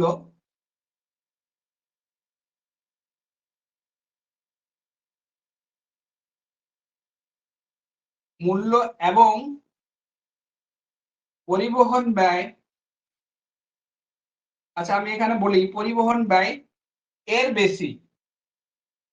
বেশি, বললাম টমেটোর বেশি। দুটো স্টেটমেন্ট দেখো ভালো করে কি বলেছে। প্রথমে স্টেটমেন্টটা হচ্ছে গিয়ে দুটো ক্রপ আছে, একটা টমেটো আর একটা হচ্ছে আলু, হয়েছে। এখন দুটো শস্যের উৎপাদন প্রোডাকশন মানে ওয়াই এবং উৎপাদন খরচ হচ্ছে কি তোমার সি। ওয়াই আর সি হচ্ছে গিয়ে দুটোই হচ্ছে কি তোমার আলাদা। এখন সরি একই এবং একই আলাদা কোনটা, একটা হচ্ছে বাজারজাত মূল্য মানে তুমি কত দামে সেটাকে বিক্রি করছো পার ইউনিটে, এবং পরিবহন ব্যয় বেশি। এখন এলআর কিভাবে এখানে নির্ণয় হবে দেখো এলআর। সুতরাং এদিকে আমরা দেখাতে পারি, দেখা যাচ্ছে হ্যাঁ এটা এলার ছোট করে দিলাম, এটা ডিস্টেন্স, দূরত্ব। এখন কি বলেছে দেখো, দুটো শস্যের উৎপাদন এবং উৎপাদন খরচা একই, বাজারজাত মূল্য এবং পরিবহন ব্যয় এর বেশি। টমেটো যদি ধরো বেশি দামে বিক্রি হচ্ছে, তার মানে কি টমেটো বেশি দামে বিক্রি হচ্ছে, তার মানে টমেটোর এলআর বেশি, এলআর বেশি, এলআর মানে লোকেশনাল রেন্ট, মানে প্রফিট বেশি। তাহলে এলআর আমার ভার্টিক্যালি যদি এক্সটেন্ড করি তাহলে এলআর হবে এখানে, এলআর যেহেতু বেশি বলেছে টমেটোর ক্ষেত্রে। এবং কি বলেছে, টমেটোর ক্ষেত্রে পরিবহন ব্যয় এর বেশি। সুতরাং পরিবহন ব্যয় যদি টমেটোর ক্ষেত্রে বেশি হয়, টমেটোর চাষটা কোথায় থাকবে, টমেটোর চাষটা এই মার্কেট এমকেটি যেটা থাকবে মার্কেট এরিয়ার কাছাকাছি থাকার চেষ্টা করবে। তার মানে কি, এখানে যদি তোমার কোনো একটা ফার্ম থাকে, এখানে যদি কোনো একটা ফার্ম থাকে বা ফার্মল্যান্ড থাকে, যদি টমেটোর প্রোডাকশন করে, এ সবসময় চাইবে যে আমি মার্কেটের কাছাকাছি করার চেষ্টা করি। কারণ হচ্ছে কি, বাজারজাত মূল্য বেশি। ধরো ধরো টমেটো বিক্রি আমি কেজিতে 20 টাকা পাচ্ছি, আলুতে কত পাচ্ছি, আলুতে 10 টাকা পাচ্ছি, তাহলে কি কৃষক কি করবে, বাজারের কাছাকাছি এরিয়াতে টমেটোরই চাষ করবে, টমেটো তো 20 টাকা করে পাচ্ছে। সুতরাং এলআর বেশি হবে টমেটোর ক্ষেত্রে, এলআর যেমন বেশি হয়, সেক্ষেত্রে কি বলেছে, এর পরিবহন ব্যয় বেশি হবে। পরিবহন ব্যয় বেশি হলে এলআর যে কার্ভটা, সেই কার্ভটা কি, সেই কার্ভটা কার দিকে থাকার চেষ্টা করবে, সেই কার্ভটা মার্কেট এরিয়ার দিকে থাকার চেষ্টা করছে। এটা একটা গেল কন্ডিশন। এইবারে কি বলেছে, যে আলুর ক্ষেত্রে কি বলেছে, যেহেতু উৎপাদন একই, উৎপাদনের কস্ট এবং হচ্ছে উৎপাদন কি আছে, কিন্তু মার্কেট মূল্য বাজারজাত মূল্য কম, তার মানে প্রফিট কম। বাজারজাত মূল্য মানে হচ্ছে কি কম প্রফিটে তুমি সেটাকে বিক্রি করছো, ঠিক আছে। সুতরাং এক্ষেত্রে কি হবে, কিন্তু তার পরিবহন ব্যয় কি বলেছে দেখো, পরিবহন ব্যয় তার কম হবে, তার মানে কি আলুটা তুমি দূরে যদি চাষ করো, সেক্ষেত্রেও তুমি কম কিন্তু প্রফিট পেতে পারো। তার মানে কি হচ্ছে গিয়ে, আলুটা তুমি যদি এখানে ধরো চাষ করো, আমি কথার কথা বলছি, এখানে একটা তোমার ফার্মল্যান্ড আছে যেখানে তুমি আলু চাষ করছো, এখান থেকে সেই ইন্টেনসিভ এক্সটেন্সিভ এর মতো ব্যাপারটা, এখান থেকে তুমি যদি মার্কেট এরিয়ার দিকে আস্তে আস্তে আসো, সেক্ষেত্রে কি হবে, তোমার প্রোডাকশন কস্টটা ধীরে ধীরে বাড়বে, একবারে স্টিপ তোমার থাকবে না, আস্তে আস্তে আস্তে আস্তে আস্তে আস্তে বাড়বে। সেক্ষেত্রে কি হবে, কার্ভটা কেমন হবে, সেক্ষেত্রে ধরো এর প্রফিট হচ্ছে এখানে, সুতরাং এই কার্ভটা আস্তে আস্তে আস্তে আস্তে আস্তে এখানে যাবে। সুতরাং আমরা বলতে পারি এটা হচ্ছে টমেটোর এলার, আর হচ্ছে গিয়ে এটা আলুর এলার, আলু আলু সুতরাং এই আলু আর টমেটো জোনটা কিভাবে ফর্মেশন হচ্ছে দেখো, এই আলু আর টমেটো যেখানে ইন্টারসেক্ট করছে, এই অঞ্চল বরাবর, এই যে অঞ্চল বরাবর এখানে ইন্টারসেক্ট করছে, এই জোনটা হবে, এই জোনটার মধ্যে তুমি যদি টমেটোর চাষ করো, তাহলে সব থেকে বেশি তুমি কিন্তু প্রফিট পাবে। কিন্তু এরপরে তুমি যদি আলুর চাষ করো, ঠিক আছে, এরপরে যদি তুমি আলুর চাষ করো, তাহলে কিন্তু তুমি আলুটাতে প্রফিট পাবে। এখানে যদি টমেটোর চাষ করো তাহলে কিন্তু তুমি প্রফিট পাবে না। কারণ হচ্ছে কি, তুমি যদি এখানে যদি চাষ করো, ধরো আলুর এখানে চাষ করছো, এখানে টমেটোর চাষ করছো এখানে, তাহলে এই কোথায় ইন্টারসেক্ট করছে, এইখানে করলো এবং এইখান পর্যন্ত আসছে। সুতরাং এই প্রফিটটা কি আলুর থেকে তোমার হচ্ছে কি কমে যাচ্ছে। সুতরাং এই অঞ্চল বরাবর শুধুমাত্র আলুরই চাষ হবে, এখানে এই অঞ্চল বরাবর তুমি আলু লাগাতে পারবে না, কারণ এখানে তোমাকে টমেটোরই চাষ করতে হবে। এখানে যদি তুমি আলু লাগাও, তাহলে আলুর এক্সটেন্সিভ প্রফিট হচ্ছে কি বাজারজাত মূল্য কম। এখানে তুমি যদি আলু লাগাও, আমি অ্যাজ ফর এক্সাম্পল বলছি, এখানে তুমি যদি আলু লাগাও, তাহলে এর প্রফিট কোথায় আলুর, এখানে, এর লাভ কোথায়, এখানে। কিন্তু এখানে যদি তুমি টমেটো লাগাও, তাহলে টমেটো কোথায় ইন্টারসেক্ট করছে, এখানে, সুতরাং টমেটোর লাভ হচ্ছে এখানে। সুতরাং এখানে কৃষক কি করবে, এখানে কৃষক সব সময় হচ্ছে কি তোমার টমেটোর চাষ করবে। এই যে জোনটা সৃষ্টি হবে, এই অঞ্চল বরাবর পেরিসেবল বা পচনশীল যে সমস্ত তোমার ফসলগুলো আছে, সেগুলো এই অঞ্চল বরাবর চাষ হবে। এবং এর থেকে দূরে কিসের চাষ হবে, এর থেকে দূরে তোমার হচ্ছে গিয়ে আলুর চাষ হবে। এই জোনটার পরবর্তী অঞ্চলটা আলুর চাষ হবে। এটা হচ্ছে গিয়ে জোন ক্রিয়েশন, কিভাবে জোনটা সৃষ্টি হয়েছে এটা দেখিয়েছেন। এখন এটা কন্ডিশন 1 এ গেল, এখন কন্ডিশন 2 তে কি হবে, কন্ডিশন 2 তে ধরো কি হলো, যে বাজারজাত মূল্য কন্ডিশন 2 তে একটা দিই,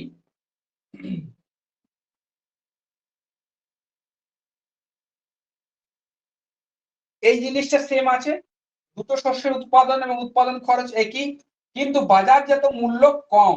এটা এই এ ক্রপটার বাজারজাত মূল্য কি লিখলাম, মূল্য কম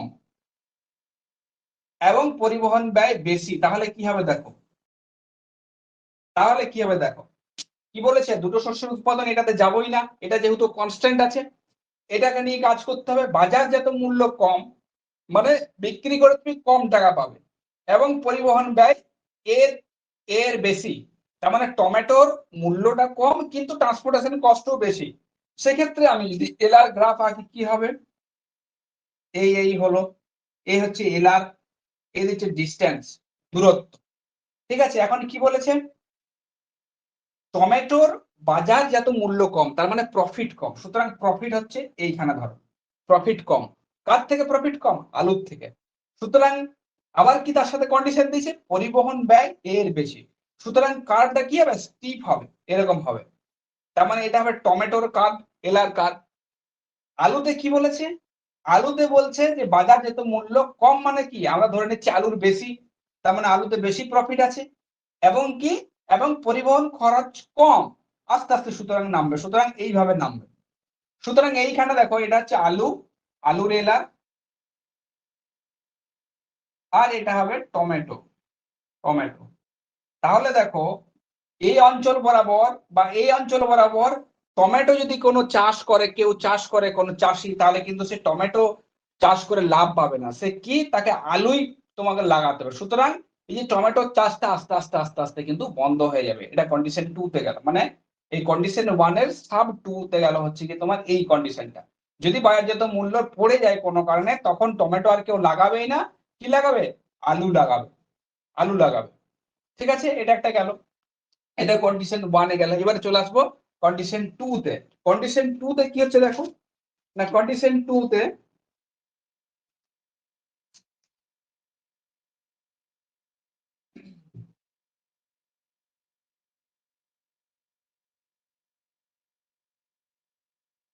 কন্ডিশন 2 তে কি আছে, না কন্ডিশন 2 তে আমরা লিখে নিচ্ছি দুটো ক্রপ আছে। কন্ডিশন 2 তে ক্রপ আছে কি তোমার, ক্রপ আছে, ক্রপ একটা আছে যে, আমরা ধরলাম যে, এন্ড হচ্ছে আরেকটা ক্রপ আছে কে ক্রপ, দুটো ক্রপ আছে, আর ক্রপ ক্রপ লিখছি না। এক্ষেত্রে কি বলেছে, এক্ষেত্রে স্টেটমেন্ট আছে যে একই পরিবহন এবং একই উৎপাদন খরচ। কি স্টেটমেন্ট, স্টেটমেন্ট আছে একই পরিবহন খরচ, একই পরিবহন, একই পরিবহন এবং একই উৎপাদন খরচ, একই হচ্ছে উৎপাদন খরচ, উৎপাদন খরচ, এটা একটা গেল। এখন কিন্তু আরেকটা লিখো, কিন্তু আরেকটা স্টেটমেন্ট দুটো লাগবে তো। কিন্তু বলেছে যে যে ক্রপটা আছে, যে এর যে ক্রপটা আছে, যে যে শস্যটা আছে, তার তার হচ্ছে গিয়ে উৎপাদন বেশি, তার উৎপাদন বেশি, প্রোডাকশন বেশি।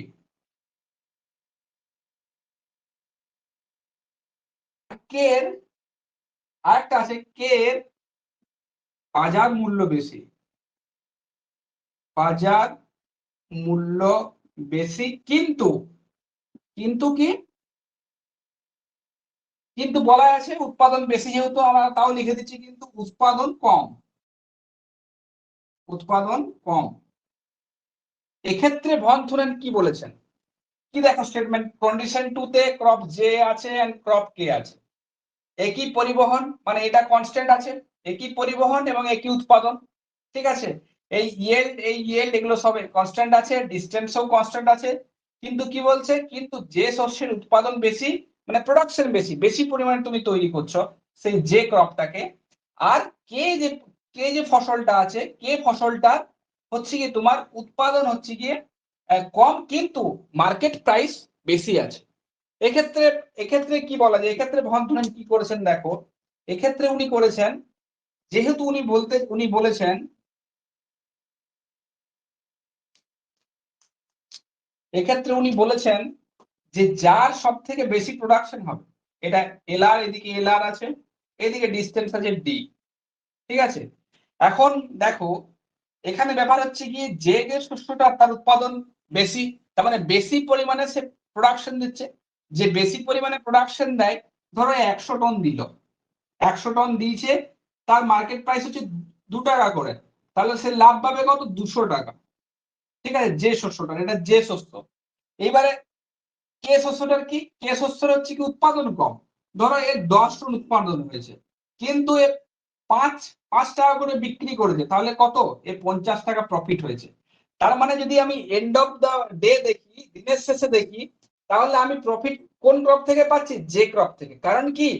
কারণ আমার প্রোডাকশন বেশি হচ্ছে। প্রোডাকশন বেশি হলে কি? প্রোডাকশন বেশি হলে তুমি কম টাকাতেও যদি বিক্রি করো তাও কিন্তু প্রফিট আসবে। এটা এখন ব্যবসার নীতি কিন্তু। ঠিক আছে, যে বেশি পরিমাণে প্রোডাক্ট বিক্রি করো কম টাকায়, সেক্ষেত্রে প্রফিট বেশি আসবে। সেক্ষেত্রে কি বলেছেন এখানে এলার, এলার উনি বলেছেন যে এক্ষেত্রে কি হবে, এক্ষেত্রে বলেছে যে হচ্ছে গিয়ে পরিবহন খরচ যেহেতু সমান হবে, মানে একই রকম পরিবহন খরচ, সেক্ষেত্রে কি হবে দেখো, সেক্ষেত্রে যে যে ক্রপটা থাকবে, সেই যে ক্রপটা কি হবে, যেহেতু প্রোডাকশন বেশি, তাও কিন্তু তার প্রোডাকশন খরচা যেহেতু বেশি, সেই জন্য কি হবে, ট্রান্সপোর্টেশন কস্ট আস্তে আস্তে বাড়বে। এখানে কনস্ট্যান্ট মানে ধরে নিও না যে ফিক্সড আছে, মানে 1 টন নিয়ে যেতে এরও 5 টাকা লাগে, ওরও 5 টাকা লাগে। ব্যাপারটা বুঝতে পারছো তো? 10 টন নিয়ে যেতে এরও যত লাগে, ওরও তত লাগে।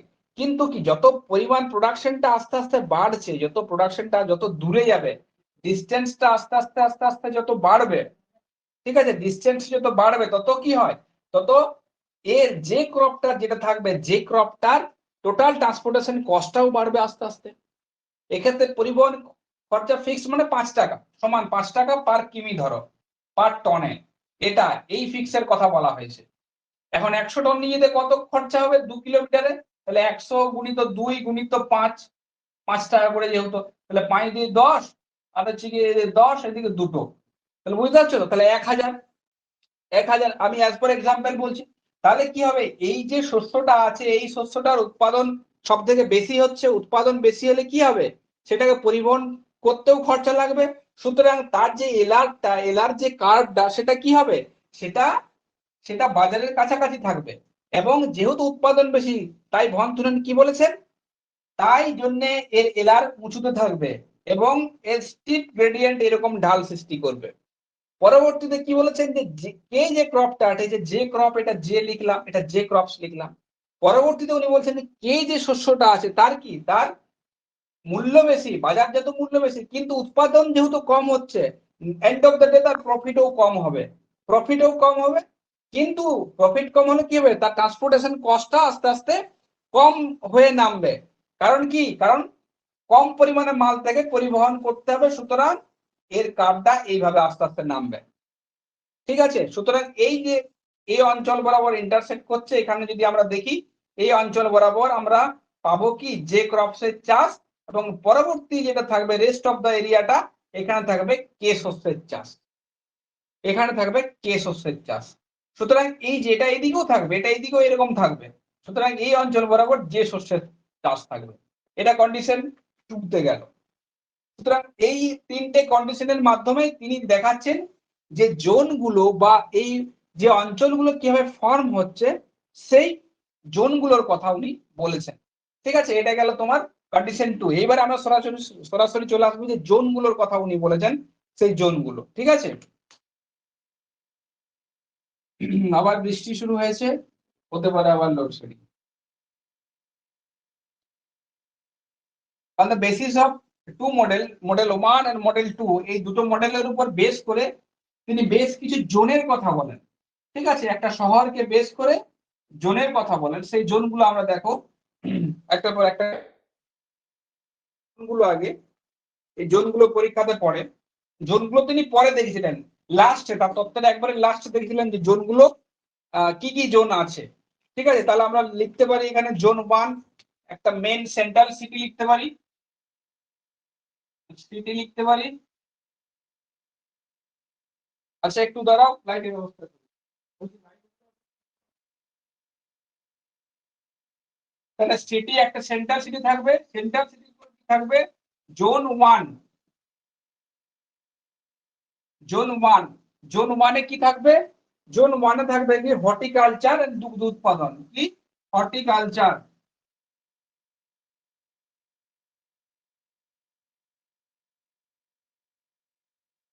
দেখো এটা কি,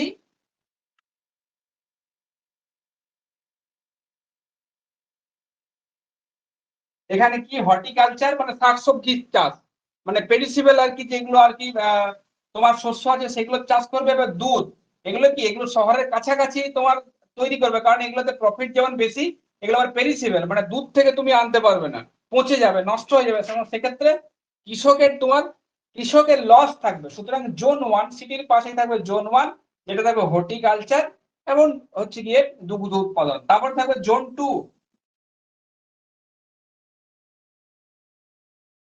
জোন 2 তে কি থাকবে না, জোন 2 তে কাঠ উৎপাদন, কাঠ উৎপাদন। এখন এই যে তত্ত্বটা, এই তত্ত্বটা অ্যাকচুয়ালি 19 সেঞ্চুরিতে দেওয়া। 19 সেঞ্চুরি মানে হচ্ছে কি 1800 দশকের দিকে, 1826 সালে। সুতরাং সেই সময় শক্তির উৎস বলতে একমাত্র কাঠ ছিল, ঠিক আছে। মানে ধরো জ্বালানি বলতে বা শক্তি সম্পদ বলতে কাঠেই প্রধান ছিল। আসবাবপত্র বলো, ঘর বাড়ি নির্মাণ বলো, এগুলো সব কি হয়েছে, এগুলো সব কাঠ থেকে হয়েছে। বা ধরো লাইটের ব্যবস্থা বলো, এগুলো সব কাঠ থেকে আসতো, জ্বালানি বলো কাঠ থেকে আসতো। এখন তো এখনকার মতো সেই সময় তো এত উন্নত ছিল না। সুতরাং এবং কাঠ বাল্কি একটা ভারী জিনিস, সুতরাং ভারী জিনিস শহরের কাছাকাছি করতে হবে, কারণ ট্রান্সপোর্টেশন কস্ট বেশি লেগে যাবে। ট্রান্সপোর্টেশন কস্ট যদি বেশি লাগে তাহলে কিন্তু দূরে করা যাবে না। সুতরাং এই যে বলয়টা আছে, হর্টিকালচারের পরে আমাকে তৈরি করতে হবে কাঠ, মানে গাছ লাগাতে হবে। ঠিক আছে, এটা গেল জোন 2। এবারে জোন 3 তে আসবো। জোন 3 হচ্ছে গিয়ে, জোন 3 এর ভাগ আছে। জোন 3, জোন 3 এর ভাগগুলো দেখো আছে। জোন 3 এর ভাগ হচ্ছে গিয়ে খাদ্যশস্য, 1 নাম্বার লিখো, এটা হচ্ছে গিয়ে খাদ্যশস্য উৎপাদন।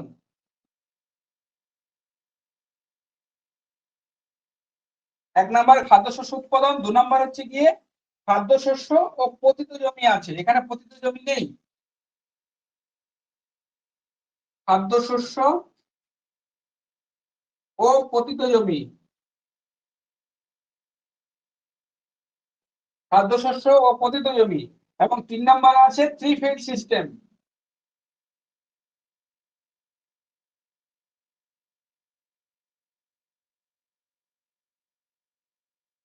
3 নাম্বারে আছে 3 ফিল্ড সিস্টেম। এখন দেখো এই যে তোমার 2 নাম্বারটা, এটা খাদ্যশস্য উৎপাদন উইদাউট ফেলো হবে, মানে পতিত ভূমি ছাড়া। এটা তুমি লিখতে পারো পতিত ভূমি ছাড়া, মানে ফেলো রাখা যাবে না, পতিত জমি ছাড়া, উইদাউট ফেলো, আছে উইথ ফেলো, আর 3 ফিল্ড সিস্টেম। এখন 2 নাম্বার যেটা আছে খাদ্যশস্য পতিত জমি, এখানে আছে কি তোমার 7 ইয়ার ক্রপ রোটেশন, শস্যাবর্তন আছে এখানে, শস্যাবর্তন 7 ইয়ার ক্রপ রোটেশন।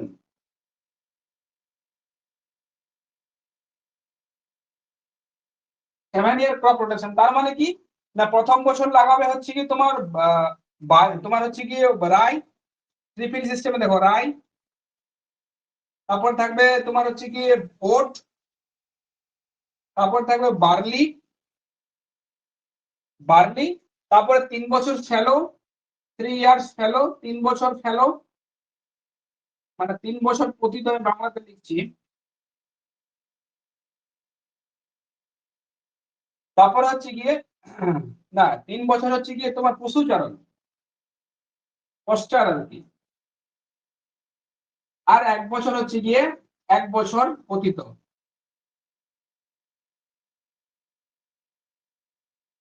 তাহলে দেখো জোন 3 যে ভাগটা, সেটা আমরা 3টে ভাগে ভাগ করতে পারি। একটা হচ্ছে কি খাদ্যশস্য উৎপাদন, মানে যেখানে আমরা সত্যি সত্যি যেখানে চাষযোগ্য জমিতে আমরা ফসল উৎপাদন করছি সেটা। এটা হচ্ছে কি পতিত জমি ছাড়া, এখানে জমিকে পতিত রাখা হয় না।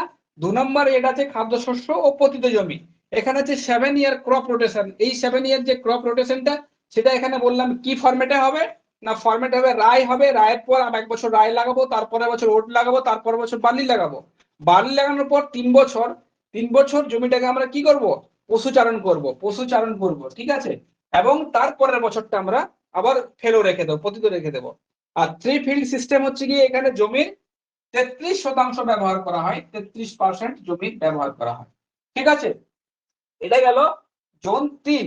এবারে জোন 4-এ আসবো। জোন 4 হচ্ছে গিয়ে জোন 4, জোন 4, জোন 4-এ কি হচ্ছে না, জোন 4-এ সম্পূর্ণ যে জায়গাটা থাকবে ব্যাপকভাবে, এই যে জায়গাটা যে ব্যাপকভাবে, যেটা ব্যাপকভাবে কি না, ব্যাপকভাবে আমরা পশু পালন করব, পশুচারণ, পশুচারণ ভূমি, পশুচারণ ভূমি।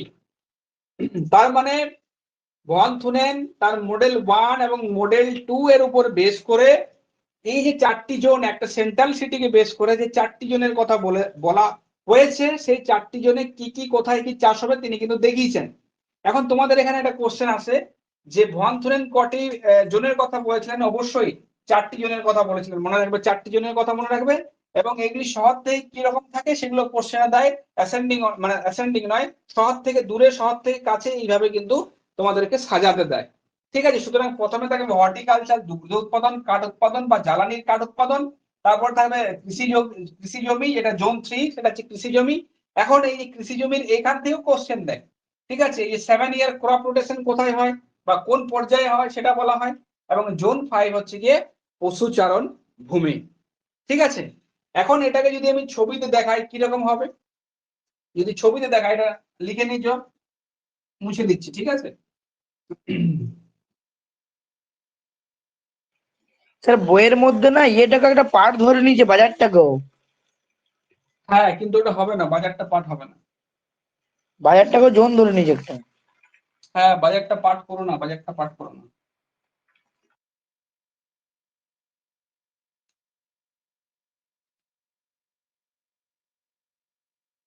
আচ্ছা দেখা যাচ্ছে, হ্যাঁ এইটা হচ্ছে কি আমার শহর, এই শহরটাকে বেস করে কি আছে, কি জোনটা আছে না, হচ্ছে কি তোমার ওই যে ভেজিটেবলস, আর হচ্ছে কি হর্টিকালচার, আর হচ্ছে কি ডেয়ারি ফার্মিং, ডেয়ারি ফার্মিং আছে। এটা জোন 1, এটা জোন 2 গেল। জোন 2 তে কি আছে না, জোন 2 তে আছে কি কাঠ উৎপাদন, জ্বালানির জন্য কাঠ উৎপাদন। ঠিক আছে, জ্বালানির জন্য কাঠ উৎপাদন, জোন 2। জোন 3 দেখো, যত এইদিকে আসবো, যত আমরা শহর থেকে বাইরের দিকে আসবো, এই জোনগুলোর পরিমাণটা ব্যাপক আকারে হবে। তার মানে কি কৃষি জমির পরিমাণটা বা ল্যান্ডের পরিমাণটা আস্তে আস্তে আস্তে আস্তে কিন্তু বাড়ছে, এখানে এমন কমছে। তার মানে কি এখানে জমির পরিমাণ কম, ইন্টেন্সিভ ওয়েতে এগ্রিকালচার হচ্ছে। কিন্তু যত তুমি পিছন দিকে যাচ্ছ, শহর থেকে দূরে যাচ্ছ, তত কি হচ্ছে, শহর থেকে যত দূরে যাচ্ছ এই জমির পরিমাণটা আস্তে আস্তে আস্তে আস্তে কিন্তু বেড়ে যাচ্ছে। তাহলে এটা গেল জোন 1, জোন 2, এটা জোন 3, জোন 3 এটা গেল। ঠিক আছে, জোন 3 গেল, এটা জোন 3, যাও একটা করে নাও, জোন 3 গেল এটা। এখানে কি হচ্ছে না, জোন 3 তে কি না এগ্রিকালচারাল অ্যাক্টিভিটি গুলো এখানে হচ্ছে। এবারে জোন 3 এর বিভিন্ন ভাগগুলো সেগুলো আর দেখাচ্ছি না। ঠিক আছে, জোন 3 আমি বললাম যে হচ্ছে কি 3টে ভাগ আছে, এটা উইথ ফেলো, উইদাউট ফেলো, আর এটা হচ্ছে 3 ফেইল সিস্টেম এটা। তারপরে যেটা হচ্ছে এক্সটেন্সিভ, ব্যাপক ভাবে হবে, সেটা কি এই জায়গাটাতে কি হবে, এই জায়গাটাতে হবে পশুচারণ, কি পশুপালন। এখানে ফ্যাটেনিং ব্যবস্থা মনে আছে, ফ্যাটেনিং ব্যবস্থা, এই যে জোন 4-এ ফ্যাটেনিং ব্যবস্থা হবে। ঠিক আছে, এইটা গেল তোমার জোন 1, জোন 2, জোন 3, জোন 4, 4টি জোনের কথা কিন্তু বলেছিলেন ভন থুনেন। পরবর্তীতে উনি বলেন যদি সাপোজ এই শহরটা মডিফাই করেন, পরবর্তীতে ক্ষেত্রে উনি বলেন যদি কোনো একটা নদী এই শহরটার ভেতর দিয়ে যায়, ঠিক আছে, তাহলে কি হবে জোনগুলো, তাহলে উনি বলছেন যে এই জোনগুলো নদীর যে তীর বরাবর, যে দুই সাইড বরাবরও কিন্তু অগ্রসর হবে। কিরকম হবে, ঠিক এইরকম ভাবে গিয়ে এখানে মিশবে, এখানে গিয়ে এরকম মিশবে। তার মানে কি নদীর যে দুই সাইড বরাবর কিন্তু অগ্রসর হবে। এই জোনটাও কি আস্তে আস্তে আস্তে আস্তে এইখানে অব্দি যাবে, এখান থেকে আবার এইভাবে আসবে। এই জোনটা কি, এই জোনটাও আস্তে আস্তে এইরকম যাবে, আবার এইখান দিয়ে আসবে। পশুপালন জোনটা কি আবার আস্তে আস্তে নদীর সাইড দিয়ে যাবে। ঠিক আছে, এখানে সাপোজ নদীটা এদিকে গেছে, ঠিক আছে, এই পর্যন্ত আসবে এবং এইখান পর্যন্ত আসবে। ঠিক আছে, এটা উনি পরবর্তীকালে মডিফাই করেছেন যে যদি কোনো নদী থাকে তখন কি হবে। এখন আরেকটা কন্ডিশন এখানে হতে পারে, উনি বলেছেন যদি সাপোজ এখানে যদি আরেকটা শহর গড়ে ওঠে, এখানে যদি আরেকটা শহর গড়ে ওঠে, তাহলে তখন কি হবে। উনি বলেছেন যে এখানে যদি শহর গড়ে ওঠে চিন্তার কোনো কারণ নেই, এখানেও সেই বলয় সৃষ্টি হবে। ঠিক এইরকম ভাবে যে বলয়গুলো, সেই বলয়গুলো কিন্তু আবার এখানে ফর্ম হবে। 4টে যে জোন, যে 4টে বলয় আছে, সেই 4টে বলয় কিন্তু আস্তে আস্তে ফর্ম হবে। সুতরাং এই যে পুরো ভন থুনেনের যে মডেলটা, এই মডেলটা অ্যাকচুয়ালি আমরা বলতে পারি যে নরমেটিভ একটা মডেল। নরমেটিভ মডেল কেন বলা হয়? কারণ উনি বলেছেন যে আমার যদি এই কন্ডিশন গুলো ঠিক থাকে, এই কন্ডিশন গুলো যদি ঠিক থাকে, তাহলেই কিন্তু আমার তত্ত্বটা প্রযোজ্য হবে, তাহলে কিন্তু প্রযোজ্য হবে না। ঠিক আছে, এইটা গেল তোমার ভন থুনেনের পুরো কনসেপ্ট এবং হচ্ছে কি তার যে জোন গুলো উনি করেছিলেন সেই জোন। ঠিক আছে, এখন কিছু সমালোচনা আছে ভন থুনেনের মডেলের। যে প্রথম আমরা বলতে পারি যে হচ্ছে গিয়ে অ্যাডভান্টেজ আমরা বলতে পারি। কি অ্যাডভান্টেজ? নাও উনি একটা আইডিয়া দিয়েছিলেন। কি আইডিয়া? উনি যে আইডিয়াটা দিয়েছিলেন, সমালোচনাতে আমরা বলতে পারি, এটা মুছে দিচ্ছি, ঠিক আছে।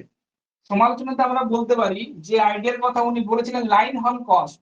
ঠিক আছে, লাইন হল কস্ট মানে হচ্ছে গিয়ে ধরো দূরত্ব বাড়ার সাথে সাথে ট্রান্সপোর্টেশন যে কস্টটা বাড়ে, দূরত্ব বাড়ার সাথে সাথে যে পরিবহন খরচা যে বাড়ছে, ঠিক আছে, সুবিধা কি?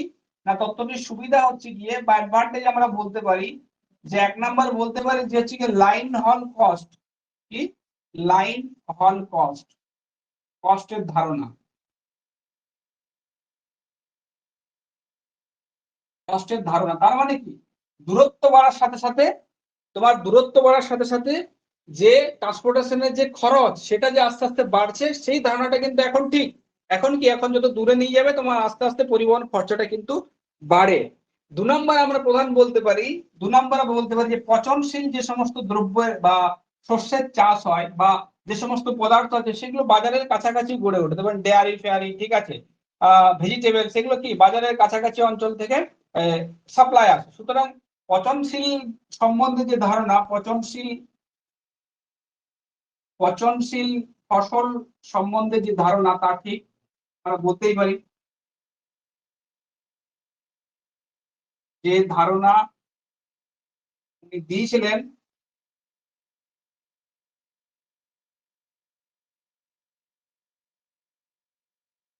তা ঠিক। ঠিক আছে, এই দুটো আমরা বলতে পারি যে এই দুটো হচ্ছে কি প্রধান। এবং খাজনা তত্ত্বের যে ধারণা, প্রফিট এবং লসের যে ধারণা দিয়েছিলেন সেগুলো ঠিক। আরো দু একটা আছে। ঠিক আছে, এবং অসুবিধা কি বা সমালোচনা বা ক্রিটিক্স যদি করি, অসুবিধা কি বা সমালোচনা আমরা বলতে পারি সমালোচনা। উনি যে একটা কথা বলেছিলেন আইসোলেটেড স্টেট। কি? Isolated state. এরকম আইসোলেটেড স্টেট তুমি কিন্তু আমাদের এরকম সারফেসে পাবে না। আইসোলেটেড স্টেটের যে ধারণাটা দিয়েছিলেন, সে স্টেট সেরকম টাইপের বৈশিষ্ট্যযুক্ত স্টেট তুমি কিন্তু সেরকম পাবে না। দু নম্বর সমালোচনা হচ্ছে কি, উনি বলেছিলেন যে পচনশীল যে সমস্ত সামগ্রীগুলো আছে বা শস্যগুলো আছে সেগুলো শুধুমাত্র শহরের কাছাকাছি চাষ হবে, কিন্তু এখন বর্তমানে বিজ্ঞান প্রযুক্তি উন্নত হয়েছে, বিভিন্ন তোমার রেফ্রিজারেট আবিষ্কার হয়েছে, তার ফলে কি হচ্ছে ওই বিভিন্ন পরিবহনের মাধ্যমগুলো যেগুলো আছে, যেমন রেল বড় বা হচ্ছে কি তোমার বিভিন্ন ভ্যান বলো, এগুলোতে কি, এগুলোতে ফ্রিজ বসিয়ে বা অন্য কিছু ব্যবস্থা করিয়ে দূর থেকে যে পচনশীল যে বস্তুগুলো সেগুলো কিন্তু অলরেডি নিয়ে আসা হচ্ছে। ঠিক আছে, দু নম্বর বলতে পারি হচ্ছে গিয়ে উনি একটা কথা বলেছিলেন, যেটা হচ্ছে গিয়ে তোমার ভৌগোলিক যে সামঞ্জস্যতার কথা বলেছেন, যে এই অঞ্চলটি একবারে তোমার সমতল হবে বা একই রকম মানুষের রুচি সম্পন্ন হবে। ঠিক আছে, এই ধারণাটাও কিন্তু ভুল। আমরা দেখি কোন একটা অঞ্চলে বিভিন্ন রুচিশীল যুক্ত মানুষ, একই সাথে বিভিন্ন কালচারের বিভিন্ন সংস্কৃতির বিভিন্ন তোমার হচ্ছে গিয়ে মানসিকতা সম্পন্ন মানুষ কিন্তু কোন একটা অঞ্চলে দীর্ঘদিন ধরে অলরেডি বাস করে আসছে। ঠিক আছে, আর একটা কথা বলছেন, আর একটা আমরা বলতেই পারি যে উনি বলেছেন যে বাইরে থেকে কিন্তু সাপ্লাই আসে না। এটাও ভুল। আমরা অনেক সময় দেখেছি যে বাইরে থেকে কিন্তু কোন একটা জায়গাতে সাপ্লাই আসে। সুতরাং আমরা বলতে পারি এইগুলো তো আর তত্ত্বের সুবিধা এবং এই তত্ত্বের কিছু অসুবিধা। ঠিক আছে, এই পর্যন্ত ক্লিয়ার হয়েছে সবার?